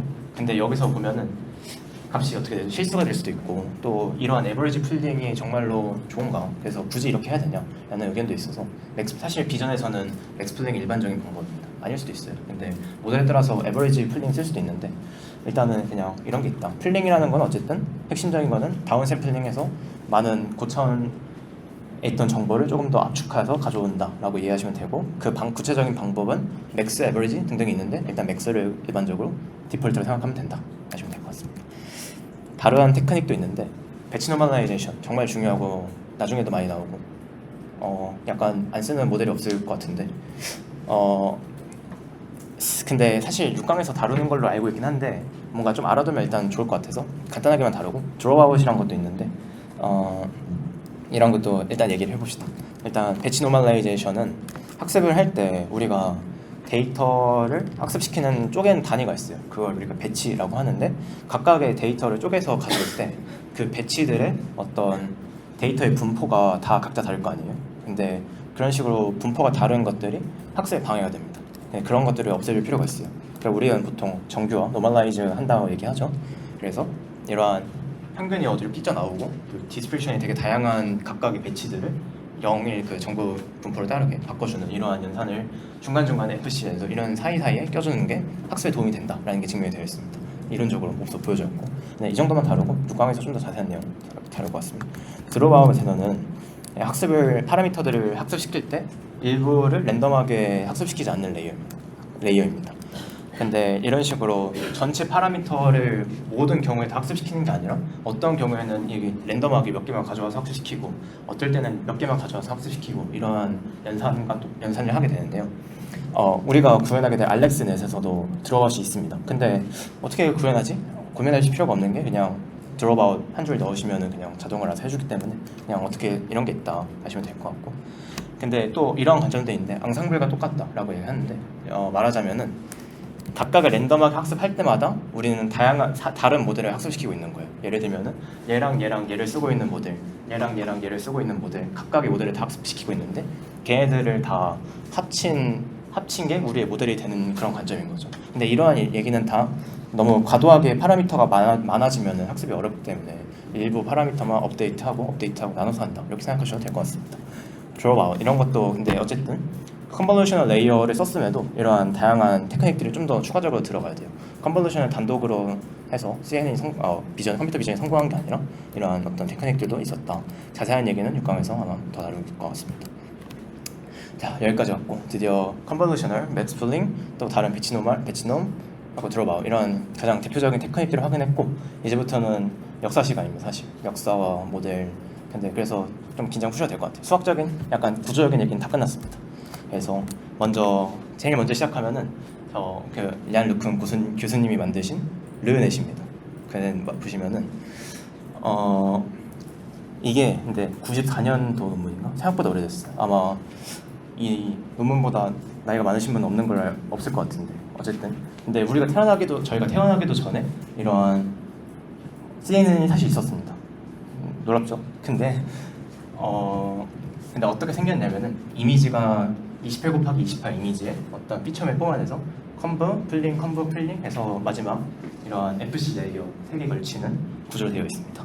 근데 근데 이거는 맨 처음 나왔던 르넷 전체적인 오버를 불고 좀 더 발전된 형태로도 나오는데 이게 르넷 5라는 모델입니다. 근데 크게 변한 건 없고 그냥 인풋 이미지가 32로 좀 더 커졌고 28 곱하기 28 피처맵, 그리고 피처맵 컴포즈 레이어 한 다음에 마지막 FC 레이어 쭉 타는 형태는 유지됩니다. 그런데 또 생각을 해볼 만한 게, 아니 딥러닝 제가 비전이 성공하기 시작한 지가 2012년 10년도 언저리라고 했는데 왜 94년도에도 CNN이 있었는데 거짓말을 했냐라고 얘기할 수도 있을 것 같은데, 근데 여기서 모델의 가장 큰 리미테이션이 뭘까요? 그냥 간단하죠. 이미지가 지금 인풋이 이 28에서 32까지 올라오는데도 엄청 힘들었습니다. 근데 32라고 하면은 생각해본 적 있나요? 어느 정도 무슨 이미지가 있는지? 아마 없을 것 같습니다. 32 곱하기 32, 손글씨 작은 엠리스트 셋 정도? 그 정도나 어떤 판별이 가능하지. 처음 연구되기 시작한 건 아마 정확히는 아닌데 미국 우체국 같은 데서 주석한 그 손글씨를 쓰잖아요. 근데 그 손글씨로 쓴 숫자가 어떤 숫자인지 판별하기 위해서 아마 처음 모델이 적용되고 그랬던 것 같은데, 그때는 그 숫자 하나하나가 사이즈가 굉장히 작았잖아요. 32 곱하기 32 픽셀도 충분히 표현할 수 있을 정도의 크기여가지고 그런 모델에서는 가능했는데, 어쨌든 이러한 처음 CNN이라는 아이디어를 제안하고 그 논문을 만들어서 뉴럴 네트워크라는 어떤 돌파구를 처음 만들어냈다. 그리고 기존의 방식, 어떤 소프트 벡터 아니면 머신러닝, 통계학 이런 방법들 말고도 CNN이라는 방법론을 처음으로 제안했다. 그런 근데 뭔가 실용적인 가치라기보다는 역사적인 가치가 있는 논문이라서 가져와봤습니다. 근데 당연히 리미테이션이 엄청 많았습니다. 일단은 더 크고 리얼리스틱한 데이터에 적용시키기 어려웠다. 겨우 이 32 곱하기 32 데이터에 뭘 적용시킬 수 있었을까? 굉장히 제한적이었겠죠. 그렇기 때문에 모델 자체는 그랬고,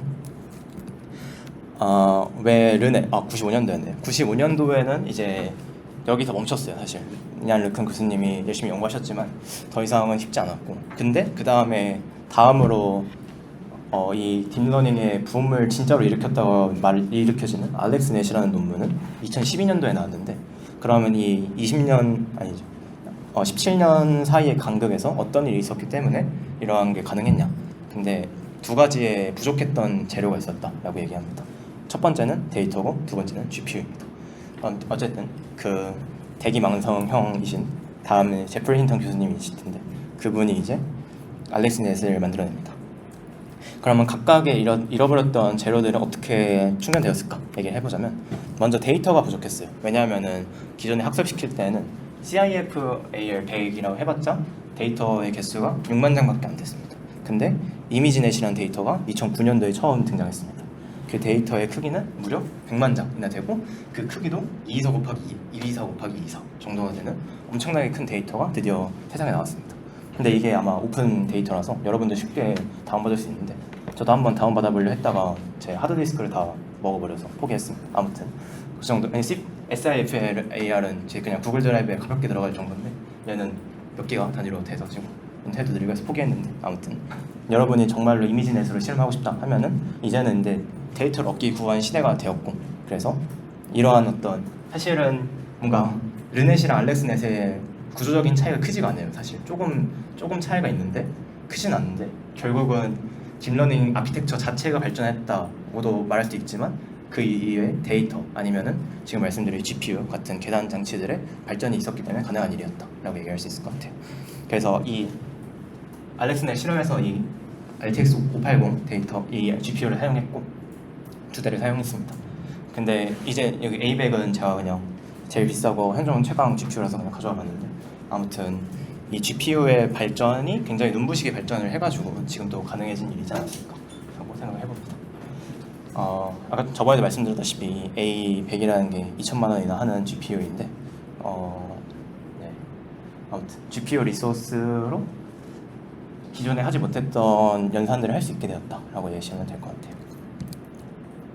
그래서 이 Deep Convolutional Neural Network, 즉 알렉스넷이라는 게 처음 등장했습니다. 2012년도에 해성같이 등장했어요, 정말. 왜냐하면은 그 전에는 그 클래시피케이션 대회가 지속적으로 열리고 있었는데, 그 대회는 다 어떤 통계학이나 머신러닝에 근간을 둔 방법으로 문제를 해결해 왔습니다. 근데 제프리 힌턴 이 교수님이 굉장히 그냥 묵묵하게 그냥 자기 연구를 쭉쭉 하시다가 이 알렉스넷이라는 논문을 갑자기 근데 많이 무시를 당했어요. 왜냐면은 그 당시에 인공식물만 하면은 사자들이나 하는 연구여가지고. 근데 사자 교수님이 끝까지 밀고 나가신 덕분에 뭐 이런 일이 일어났는데, 어쨌든 알렉스넷은 이런 식으로 처음으로 인공신경망이라는 게 어떻게 성공할 수 있냐를 보여줬던 논문이었고, 구체적으로 근데 두 개의 GPU에서 학습되도록 설계되었습니다. 왜냐면 580 이 GPU를 사용했다 하더라도 사실 이게 뭐 지금 생각해보면 성능이 당연히 좋은 GPU는 아니지만 10년 전이니까, 근데 그 당시에는 이렇게 콜앱에서 손쉽게 들어갈 CPU로 돌릴 수 있을 것 같은 굉장히 작은 모델이 굉장히 두 개로 쪼개서 어렵게 했다. 10년 전만 해도. 그렇게 생각하셔야 될 것 같고, 근데 르넷과 사실 구조적인 큰 차이는 없어요. 왜냐하면 컴블 레이어 썼고 플링 썼고 마지막 FC 넣었다.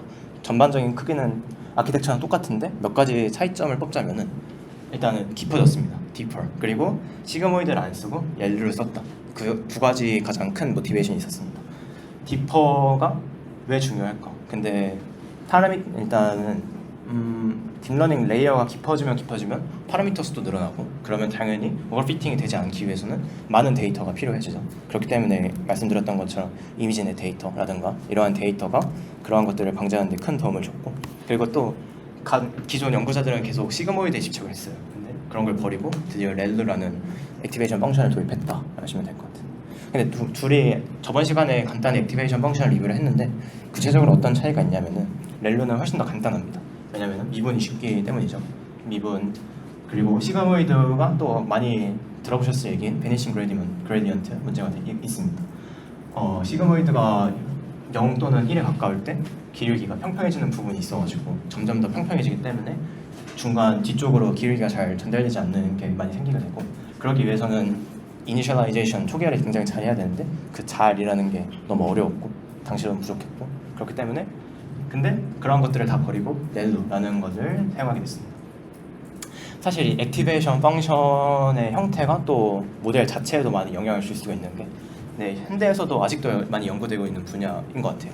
근데 가끔씩 그냥 뭔가 단독으로 연구된다기보다는 뭐 LLM에서는 갤러를 쓴 논문도 많이 있고 뭐 다양한 그런 시도도 있는데 아무튼 근데 어쨌든 근데 이 가장 핵심은 비선형성을 가지고 있지만 학습이 잘 되는 형태를 쓰면 충분하다. 왜냐하면 이 시그모이드처럼 이렇게 어떤 형태에 집착하는 게 아니라 비선형성만 있고 계산하기 쉽다가 핵심적인 요소였기 때문입니다. 아무튼 이러한 어떤 개선들이 더해져가지고 그 결론을 냈는데 보시면은 막 여기서 10년도 성과를 보시면 에러를 28.2%였고 11년도에는 25.8이었습니다. 근데 갑자기 알렉스 넷이라는 게 CNN 베이스에 알렉스 넷이라는 게 처음 등장하더니 16.4의 에러를 약간 경악할 만한 에러를 내면서 그 처음 해성까지 등장했죠. 근데 이때부터 딥러닝과 머신러닝, 컴퓨터 비전에 대한 연구가 시작돼가지고 점점 레이어가 증가했습니다. 8레이어, 알렉스 넷은 8레이어였는데 다음에는 VGG 19레이어로 증가했고 구글 넷은 22레이어 했고 이 레즈넷은 152레이어까지 등장했습니다. 네. 그래서 이제부터는 CNN의 시대가 왔어요. 그래서 이때 딱 알렉스넷이 등장하고 해성까지 등장하고 와 대단하다. 어떻게 이런 게 가능하지? 해서 본격적으로 컴퓨터 비전에 대한 연구가 되기 시작했습니다. 그래서 각 해마다 우승했던 이 모델들 위주로 얘기를 해보자면 VGG넷은 핵심적인 컨셉을 뭐라 하자면은 일단은 레이어가 더 깊어진 게 컸고 19레이어로 깊어졌고 또 슈리스틱한 컨셉을 썼다는데 예를 들면은 블록 단위로 VG를 쪼개서 썼다든가 아니면은 컴브 레이어 여기 다양하고 어쨌든 VGG 알렉스넷이 아니라 VGG는 블록 단위로 계산했어요. 그러니까 3 곱하기 3 컴브 뭐 이런 식으로 되어 있는 VGG 블록이 계속해서 반복되는 형태로 만들어졌다. 근데 뭔가 이런 어떤 근데 딥러닝 연구를 좀 논문을 좀 읽다 보면은 그런 생각이 들 수도 있는데 뭔가 수학적인 근거가 딱 있어가지고 이런 모델을 제안했다. 이런 굉장히 좋고 우수한 모델도 많지만 굉장히 좀 슈리스틱한 컨셉, 그냥 깊은 레이어를 만들기 위해서 이런 식으로 이렇게 하면 좋지 않을까? 그리고 각자 나름의 이유를 붙인 그 정도 논문도 많이 있는데 아무튼 VGG도 이러한 좋은 방법을 사용해서 레이어를 깊게 쌓을 수 있었다 이렇게 했습니다. 근데 또 그 슈리스틱 하다 하면부터 좋지 않게 생각할 수도 있는데 그냥 사실 반쯤 농담으로 그 딥러닝 학계는 성능 지상주의다. 아무리 좋은 모델을 제안하더라도 그래서 님 소타예요? 그래서 님 성능 좋아요? 얘기하면 할 말이 없어요. 근데 아무튼 이러한 어떤 슈리스틱들이 많이 모이게 돼서 했는데 근데 거꾸로 말하자면 굉장히 ML로 머신러닝이나 수학적인 기반으로 모델의 어떤 성능을 예측하거나 평가하는 그럴 수 가능하지만 어쨌든 이러한 슈리스틱한 영향성이 있었고 VGG 레이어가 또 했던 말이 두 개의 3 곱하기 3 리세티브 필드가 5 곱하기 5 필터랑 똑같은 리세티브 필드를 가진다. 그렇지만 3 곱하기 3이 더 적은 리소스로 더 많은 유동성을 가질 수 있어서 굳이 이 컴브 레이어의 크기를 바꿀 필요가 없다라고 주장했습니다. 맞는지 모르겠어요. 근데 아마 좋은 성능을 냈으니까 맞는 얘기겠죠. 약간 결과가 뭐 이유를 반영하는 것 같은데 사실 근데 이렇게 약간 까는 듯이 말했지만 틀린 말은 아닙니다. 어쨌든 이런 어떤 기술적인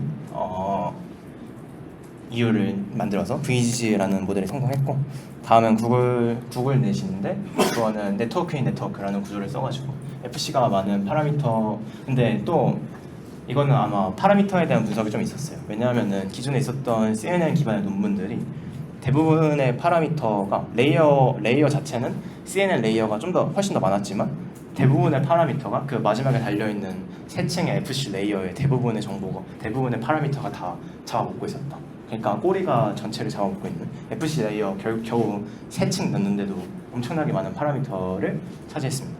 그렇기 때문에 중간에 FC 레이어를 껴놓지 않고 대신에는 이 1 곱하기 1 by 1 컴프 레이어를 넣어서 널 리니어티를 추가했고 또 글로벌 에버리지 뭐 이런 방법들을 사용했다고 합니다.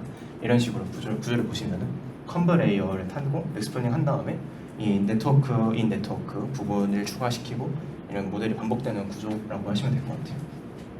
그래서 어쨌든 FC가 너무 많은 파라미터를 차지하니까 이걸 어떻게든 없애고 싶어서 원바이 원 컴브로 어떤 비선형성을 넣어주었다 정도로 하시면 될 것 같아요. 근데 모델은 그냥 전반적인 역사를 훑고 있는데 뭔가 그냥 핵심적인 컨셉만 말씀드리자면 VGG에서는 결국 가장 핵심 딥한 레이어를 만들어야 된다라는 건 동의해서 이런 3x3로 필터를 통일하는 게 유리했다가 그냥 배울 만한 컨셉인 것 같고, 두 번째 구글넷에서는 배울 만한 컨셉은 이런 네트워크인 네트워크 구조로 어떻게든 이 FC 파라미터를 줄이는 게 핵심적인 작동이다 라고 하시면 될 것 같아요. 근데 결국은 여기에 다 깔려있는 핵심적인 이유는 파라미터 수를 레이어는 깊게 쌓되 파라미터는 적게 하자라는 게 결국 핵심적인 이유겠죠. 근데 여기서 좀 더 배울 만한, 좀 더 리마커블한 논문이 하나 나왔는데 이 레즈넷이었어요. 22 두 자릿수에서 놀다가 갑자기 152층이 확 뛰어버렸죠. 깜짝 놀랄 만한 레이어를 쌓아가지고 성능도 거의 에러를 반토막 내면서 발전한 모델이 나왔습니다. 그래서 여기서 배울 만한 얘기는 내추럴 커넥션을 이어줬다라는데요. 일단 베니싱 그레디언트 프로블럼이라는 게 있었습니다. 그래서 레이어가 이전 레이어로 그레디언트를 전달할 때 그레디언트가 레이어가 깊어지면 깊어질수록 그러지 못하는 경우가 많이 있었는데, 그런 걸 방지하기 위해서 레지듀얼이라는 걸 학습시키도록 했거든요. 근데 안 가져왔네. 여기서 근데 펑션 클래스라고 이런 수학적인, 근데 그냥 감으로 한 건 아니고 수학적인 이유가 또 있는데, 기존 x의 연산을 하고 그 펑션의 어떤 연산을 거친 결과가 항상 기존의 결과보다 더 좋으려면은 x라는 값을 포함하고 있어야 된다, 이러한 어떤 수학적인 내용이 있어가지고 결국 어쨌든 그 모델 자체에 아웃풋을 시키는 게 아니라 기존 인풋과 그 인풋을 조금 더 변화시킬 잔차라고 말하는 레지듀얼만큼을 학습시키는 걸로 모델을 바꿨다라고 하시면 될 것 같아요. 두 가지, 그냥 이쪽으로도 그레디언트가 흐르고 라고 이해해도 되고, 두 번째는 펑션 클래스라는 방법으로 해서 그 기존 모델 아웃풋 자체를 학습시키는 게 아니라 레지듀얼이라는 잔차를 학습시키는 걸로 학습을 시켰다라고 하시면 될 것 같아요. 근데 말씀드리고 싶은 이런 식으로 레지듀얼 커넥션은 전체 레이어를 통과하기 전에 그리고 전체 그 X가 이런 레이어를 건너뛰고 더해주는 구조가 새롭게 추가되었다라고 하는데, 근데 이런 구조를 왜 중요하게 다루냐면 많은 논문에서 이 구조가 좋아서 많이 사용하고 있습니다. 그래서 약간 모델이 잘 안 되는 것 같다 싶을 때 도전해볼 만한 아이디어가 이런 레지듀얼 커넥션이라서 꼭 소개시켜드리고 싶었고요. 그 이외에도 약간 다양한 이미지 태스크, 일단은 그래서 이 정도까지만 해서 클래시피케이션 태스크를 다 다뤄봤습니다. 이 모델들을 15년도까지 해서. 아니 근데 왜 그 이후의 모델들을 잘 안 다루죠? 할 수도 있는데 왜냐하면은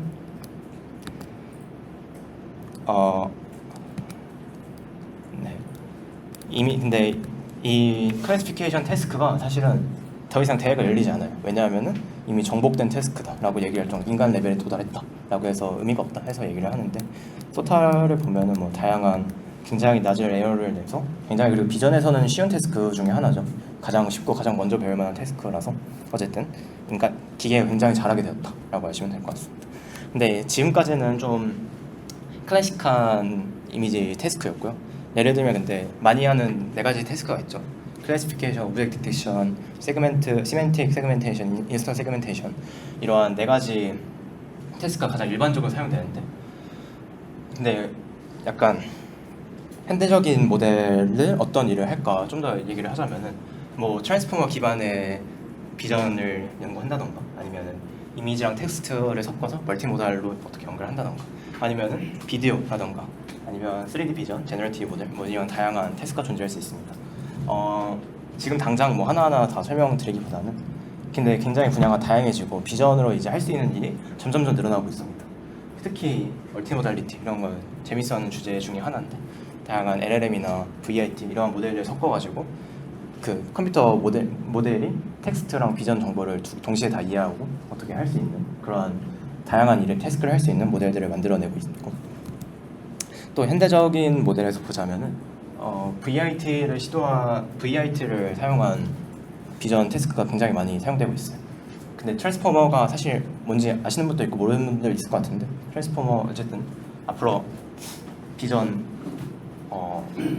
후반부쯤에 VIT 반드시 다루게 될 거라서 아마 그때 보시면 될 것 같고, 어쨌든 트랜스포머라는 아키텍처가 사실 딥러닝의 어떤 표준이 될 정도로 너무 많은 장점과 좋은 점을 가지고 있어서 모델에서 비전에서 많이 사용되고 있다라고 하시면 될 것 같아요.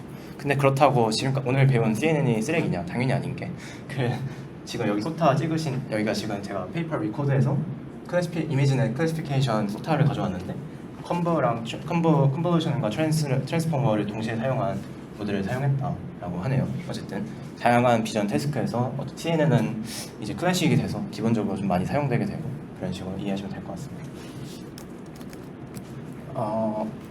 그래서 오늘의 디스커션 어사이먼트가 나왔는데 CNN을 이제 사실 제가 지금까지 제가 CV 담당이라서 CV 컴퓨터 비전에서만 사용되는 예시를 들었는데 이미지에서는 과연 이미지 이외에 예를 들면 자연어 처리 같은 분야에서는 사용될 수 있을까 한번 생각해 보시면 좋을 것 같고 검색해봐도 좋을 것 같아요. 사실 있으니까 말씀드렸겠죠.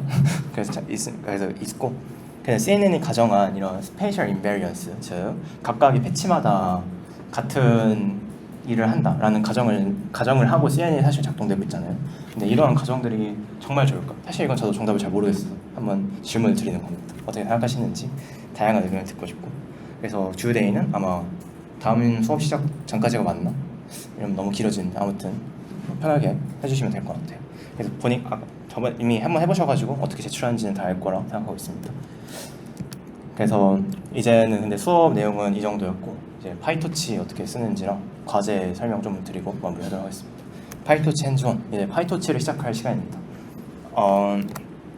토치 모델 많이 딥러닝 사실 컴퓨터 분야에서 가장 큰 좋은 점이 뭘까 하면은 전 항상 꼽는 게 컴퓨터는 코드를 쓸 수 있다. 그러니까 머신러닝, 딥러닝 그러니까 수학적으로 아무리 좋은 이론이 있어도 그걸 어떻게 증명하려면은 뭐 만약에 최적화하는 공정에 내가 좋은 수식을 짰어. 근데 그거를 증명하려면은 공장 가가지고 이렇게 해주세요 이렇게 할 수도 없잖아요. 근데 딥러닝이라는 거의 가장 큰 이점은 코드를 짜서 직접 자기가 실험하고 가능하다. 그게 컴퓨터 과학에서 가장 큰 장점인 것 같은데. 근데 파이토치라는 좋은 툴이 있습니다. 그래서 많이 아실 것 같은데 오픈소스 딥러닝 라이브러리이고 텐서라는 얘를 GPU 상에 올려서 연산을 하게 해줍니다. 근데 다들 파이썬 써보셨으면은 넘파이 쓰셔본 적이 있을 것 같은데 넘파이 같은 ND 어레이 같은 애들을 텐서로 쉽게 변환해주는 것도 잘 준비가 되어 있어서 어쨌든 넘파이랑 사실 비슷해요. 매트릭스 연산을 한다 자체가 딥러닝의 핵심인데 걔를 GPU에 올려서 효과적으로 학습시켜주는 어떤 그런 것들 집합이고 근데 꼭 추천드리는 사이트는 혹시 파이토치 물론 잘하시는 분들 많이 있을 것 같은데 자기가 혹시 잘 이해가 안 된다 하면은 파이토치 한국어 튜토리얼이 있어가지고 한번 따라 하시면 좋을 것 같고 그래도 잘 모르겠다 싶으면 그냥 저한테 문의하셔도 될 것 같습니다. 그리고 또 당부드리고 싶은 거는 저도 파이토치 기능 다 못 외웁니다. 그래서 당연히 도큐멘테이션 항상 켜놓고 모르는 클래스나 함수는 검색하면 쓰고 있어서 그리고 대부분 다 이렇게 잘 보통 이렇게 하고 싶은데 생각한 건 아마 구현돼 있을 거예요. 그래서 훌륭한 분들이 써놓은 훌륭한 코드를 꼭 쓰시길 바라고 또 그냥 드리는 말씀은 텐스플로우 같은 라이벌도 있는데 혹시 텐스플로우에 더 익숙하신 분도 있을 것 같은데 약간 연구자 저희는 약간 학회라서 가지고 다들 학부연구생 이런 분들이 많아가지고 파이토치가 거의 표준어처럼 쓰이고 있고 그래서 그리고 연구에서 나오는 모델 논문들은 다 파이토치로 쓰여지고 있는 게 대부분이라서 구글 리서치에서 나온 거 빼고는 그래서 파이토치를 일단 배우시는 걸 추천드립니다. 그래서 개발 환경을 어떻게 하냐 하시면은 콜앱에서 하는 걸 일단 추천드리고 서버에서 작업하신다면은 파이토치랑 쿠다를 같이 잘 버전을 맞춰가지고 쓰셔야 되는데 보통 아나콘다라는 걸 가상 환경을 사용해가지고 많이 사용을 하고요. 근데 여기서 뭐 어떻게 쓰냐 이런 거 얘기 안 할 거고 찾아보시면 될 것 같아요. 하지만 근데 파이토치 이렇게 한번 해보시면 알겠지만 버전 막 자기 GPU에 맞는 쿠다가 11.2인지 11.7인지 막 이런 거 그리고 그게 지원하는 게 파이토치가 1.7인지 1.8인지 이런 걸 너무 머리가 아픕니다. 그래서 이런 버전 맞추는 게 귀찮으시면은 간단하고 빠른 콜앱 추천드립니다. GPU가 그리고 아마 T4인데 여러분 집에 계신 GPU보다 좋을 겁니다. 그래서 꼭 추천드리고 텐서라는 걸 먼저 얘기를 하자면 매트릭스랑 똑같은데 그 대신 가장 큰 차이는 GPU에서 들어간다라는 큰 차이가 있고 두 번째는 오토그레이드라는 걸 사용해서 자동적으로 미분을 계산할 수 있다 정도만 이해하시면 될 것 같아요. 그리고 또 제가 추천드리는 그 기술인데 아이놉스라는 기술이 혹시라도 텐서의 어떤 차원을 바꾸고 이런 게 어렵다 싶으시면 아이놉스라는 걸 한번 검토해 보시는 것도 괜찮을 것 같아요.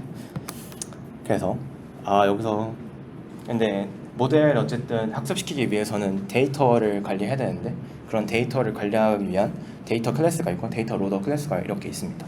근데 여기서 뭐 코드에서 데이터를 따로 만질 부분은 없는데 혹시라도 직접 실험을 한다던가 아니면은 어떻게 하고 싶으시면 데이터 로더가 어떤 게 있다 보시면 좋을 것 같고 사실 이 매직 메소드 3개 바꿔주면은 데이터 로더 쉽게 만들 수 있거든요. 그래서 튜토리얼 읽어보시길 꼭 추천드립니다. 근데 그냥 주어진 코드로 학습시키면은 굳이 데이터 로더 지금은 필요 없습니다. 그래도 한번 읽어보시는 걸 추천드리고 그 또 자주 듣는 질문 파이토치 도큐멘트가 너무 긴데 어딜 읽으면 돼요.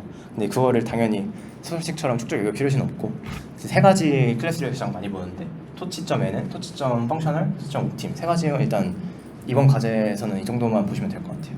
그리고 근데 왜냐하면 데이터 로더나 트레인 관련된 함수는 다 형태도 비슷하고 비슷하게 반복돼서 사용돼서 그러면 될 것 같고 또 많이 제가 처음에 많이 들었던 건 NN과 NN 펑셔널 뭐가 다르냐 하는데 NN은 클래스로 정의되어 있고 NN 펑셔널은 말 그대로 함수로 정의되어 있습니다.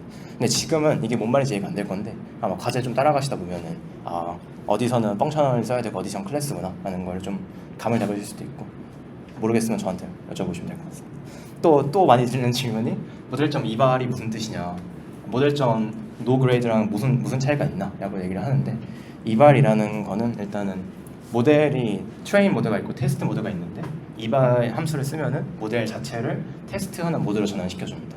근데 이렇게 되면은 뭐 그레디언트 추적 같은 걸 꺼버리고 아니면은 실제로 연산이 좀 더 빠르게 되는 어떤 경량하게 하기보다는 좀 더 연산을 빠르게 할 수 있는 여러 가지 테크닉들을 적용시켜가지고 인퍼런스를 빠르게 해준다. 그래서 모드 전환기 스위치라고 생각하시면 되고 노 그레디언트는 구체적으로 그 모델의 그레디언트를 추적을 하는 걸 멈춰줘야 됩니다. 돼야 되는데 그런 것들을 해주는 다른 역할이다. 이해하시면 될 것 같아요. 아무튼 근데 지금 뭐 코드 같은 것도 없고 해가지고 잘 이해가 안 되실 수도 있는데 아마 제가 올려드린 코드 보시면은 이런 부분이 있을 것 같은데 이해가 안 되실까 봐 한번 말씀드렸고 과제 설명 이제 드리면은 한번 볼까요?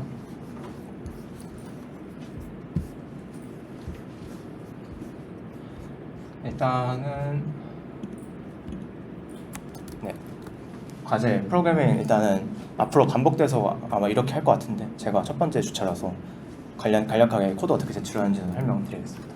먼저 GitHub 계정이 있으셔야 되는데 다들 근데 아이쿠 그 조직 GitHub 초대 받으셨나요? 팀?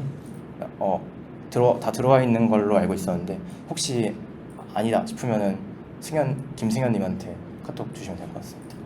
네 아무튼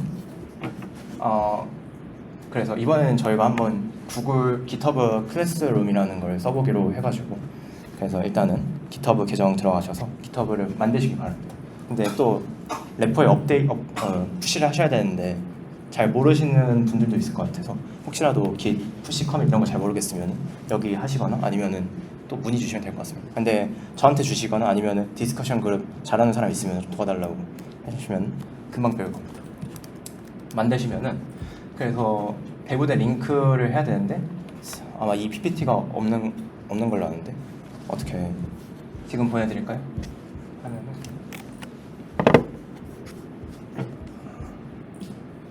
받으셨나?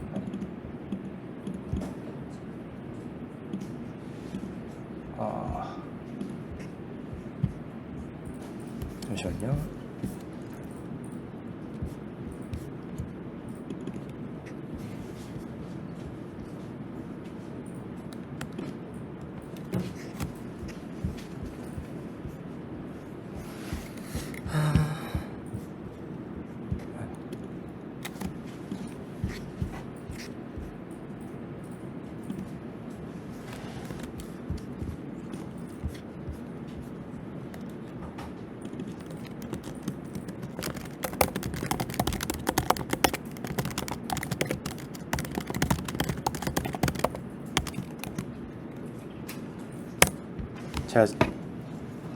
제가 지금 공지방에 링크 올려드렸는데 한번 확인해 보시겠나요? 어쨌든 들어가셨나요? 네, 지금 당장 뭐 GitHub 계정이 없다던가 이런 이슈가 있으면 일단 천천히 하셔도 됩니다. 일단 설명 들으시면 되고 그래서 본인 이름 클릭하시면은 넘어갈 수 있는데 만약에 본인 이름이 없다던가 하시면은 그냥 스킵하셔도 되고 아니면은 승현님한테 카톡을 물어보면 될 것 같습니다. 그래서 이렇게 과제를 입장하시면은 이런 화면이 나왔나요? 제가 화면 못 보고 있어가지고.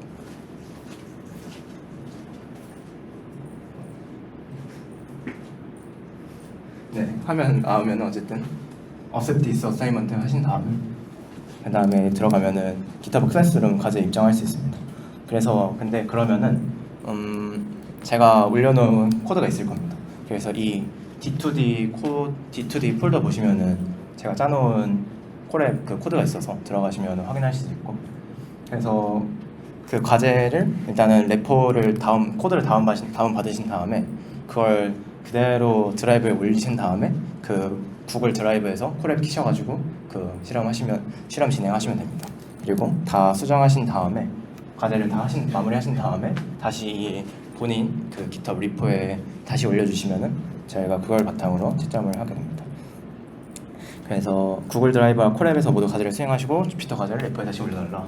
업로드 여기 클릭하셔서 업로드 파일 하셔서 그냥 올려주시면 됩니다. 그래서 전반적인 흐름을 이렇게 진행됩니다. 다 어려운 거는 없었죠? 혹시라도 이해 안 되시면 나중에라도 여쭤보시면 될 것 같고. 그리고 공지를 안 드렸는데 아마 마감 기한은 7월 23일까지로 알고 있습니다. 7월 23일 23시 55분 아마 그렇게 됐을 것 같은데, 그래서 과제를 다운로드 하셔서 본인 구글 드라이브에 올려서 실험을 하시고 콜앱을 열어서, 그리고 또 혹시라도 모르시는 분을 위해서 하드웨어 가속기를 GPU를 설정해 주셔야 시간을 절약할 수 있고,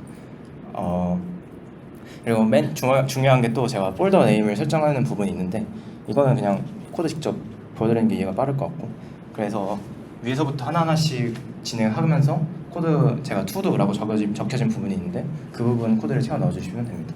그래서 그리고 뭐 생각을 적어주세요라고 했던 부분 앤서는 그냥 단순하게 그냥 자기가 생각한 거 한 줄이나 두 줄 간단하게 적어주시면 될 것 같습니다. 한번 근데 코드가 어떻게 생겼는지 한번 볼까요?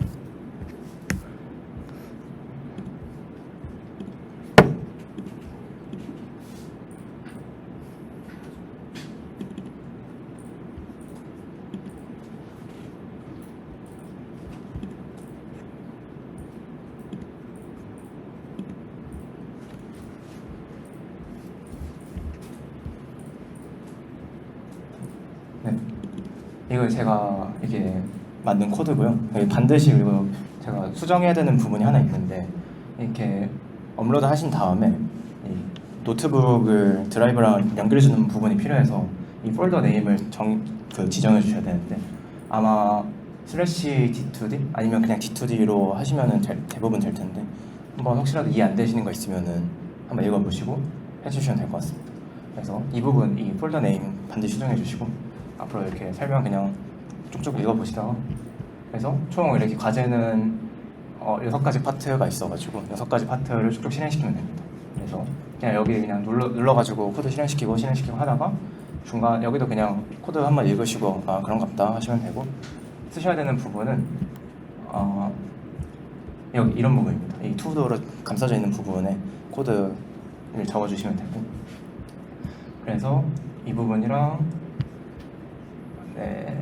그리고 뒤에도 이런 부분, 투도 이런 부분 적어주시면 되고, 그리고 컴포넌트 해주시고, 총 3가지 파이토치 API를 한번 써보실 텐데, 한번 그냥 완전 API 없이 땅 함수만으로는 한번 만들어보는 거 처음 한번 해보시고, 그 다음에 모듈 API 사용해서 모델 만드는 거 한번 해보시고, 마지막은 스퀘셜 API 사용해서 모델 만드는 거 한번 하시면 될 것 같습니다.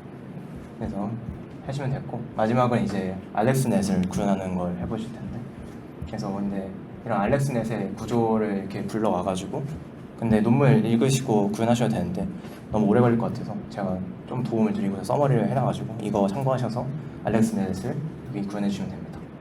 여기는 근데 자유롭게 그냥 뭐 스킨샷 쓰셔도 되고 모듈 API 쓰셔도 되는데, 그냥 다만 첫 번째 그 메뉴에 있는 거는 배워보는 안 쓰셔도 좋겠습니다. 저도 읽기 힘들고 아마 못하실 겁니다. 그리고 너무 오래 걸려서 힘들 겁니다.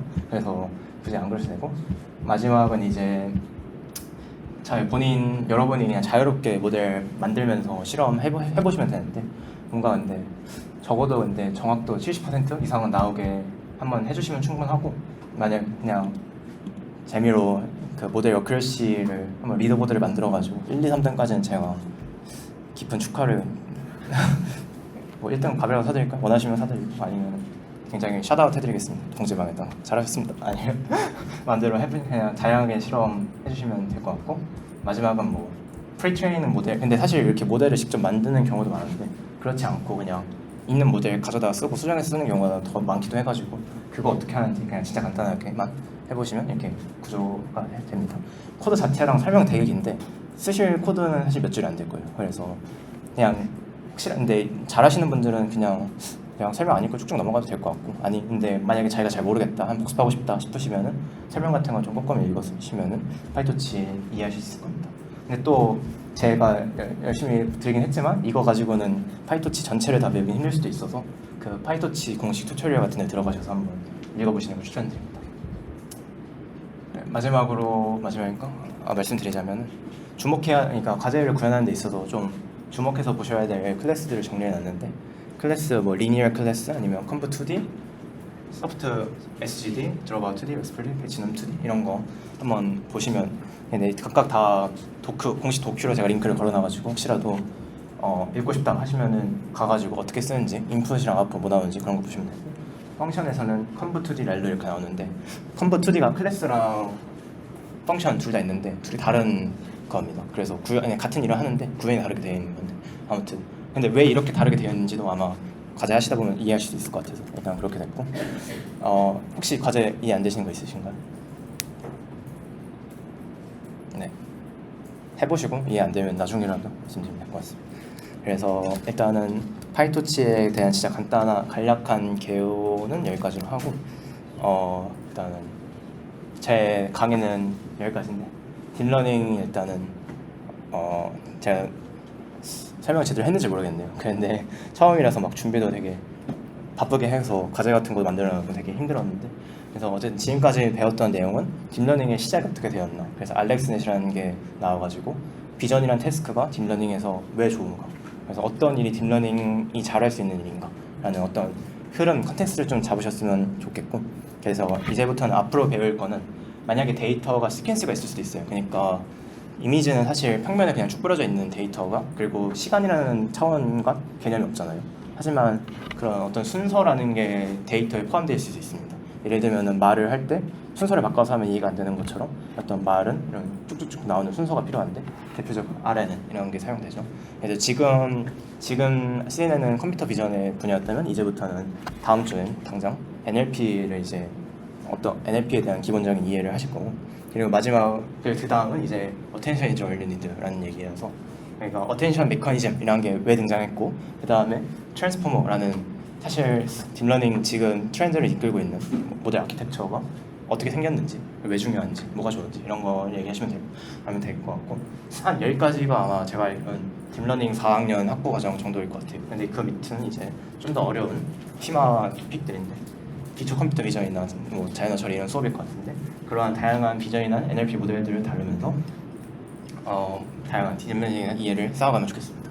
그래서 제가 만들었던 그래프인데 제 생각에 10가지 온 것 같아요. 그래서 아마 갈 길이 멀리 있지 않을까. 그래서 근데 그래도 너무 힘들 수도 있지만 그래도 파이팅 하길 바라고 그래서 말씀드리고 싶은 건 이제 딥러닝의 세계에 오신 걸 환영합니다. 그리고 감사합니다. 지동환이었습니다. 감사합니다.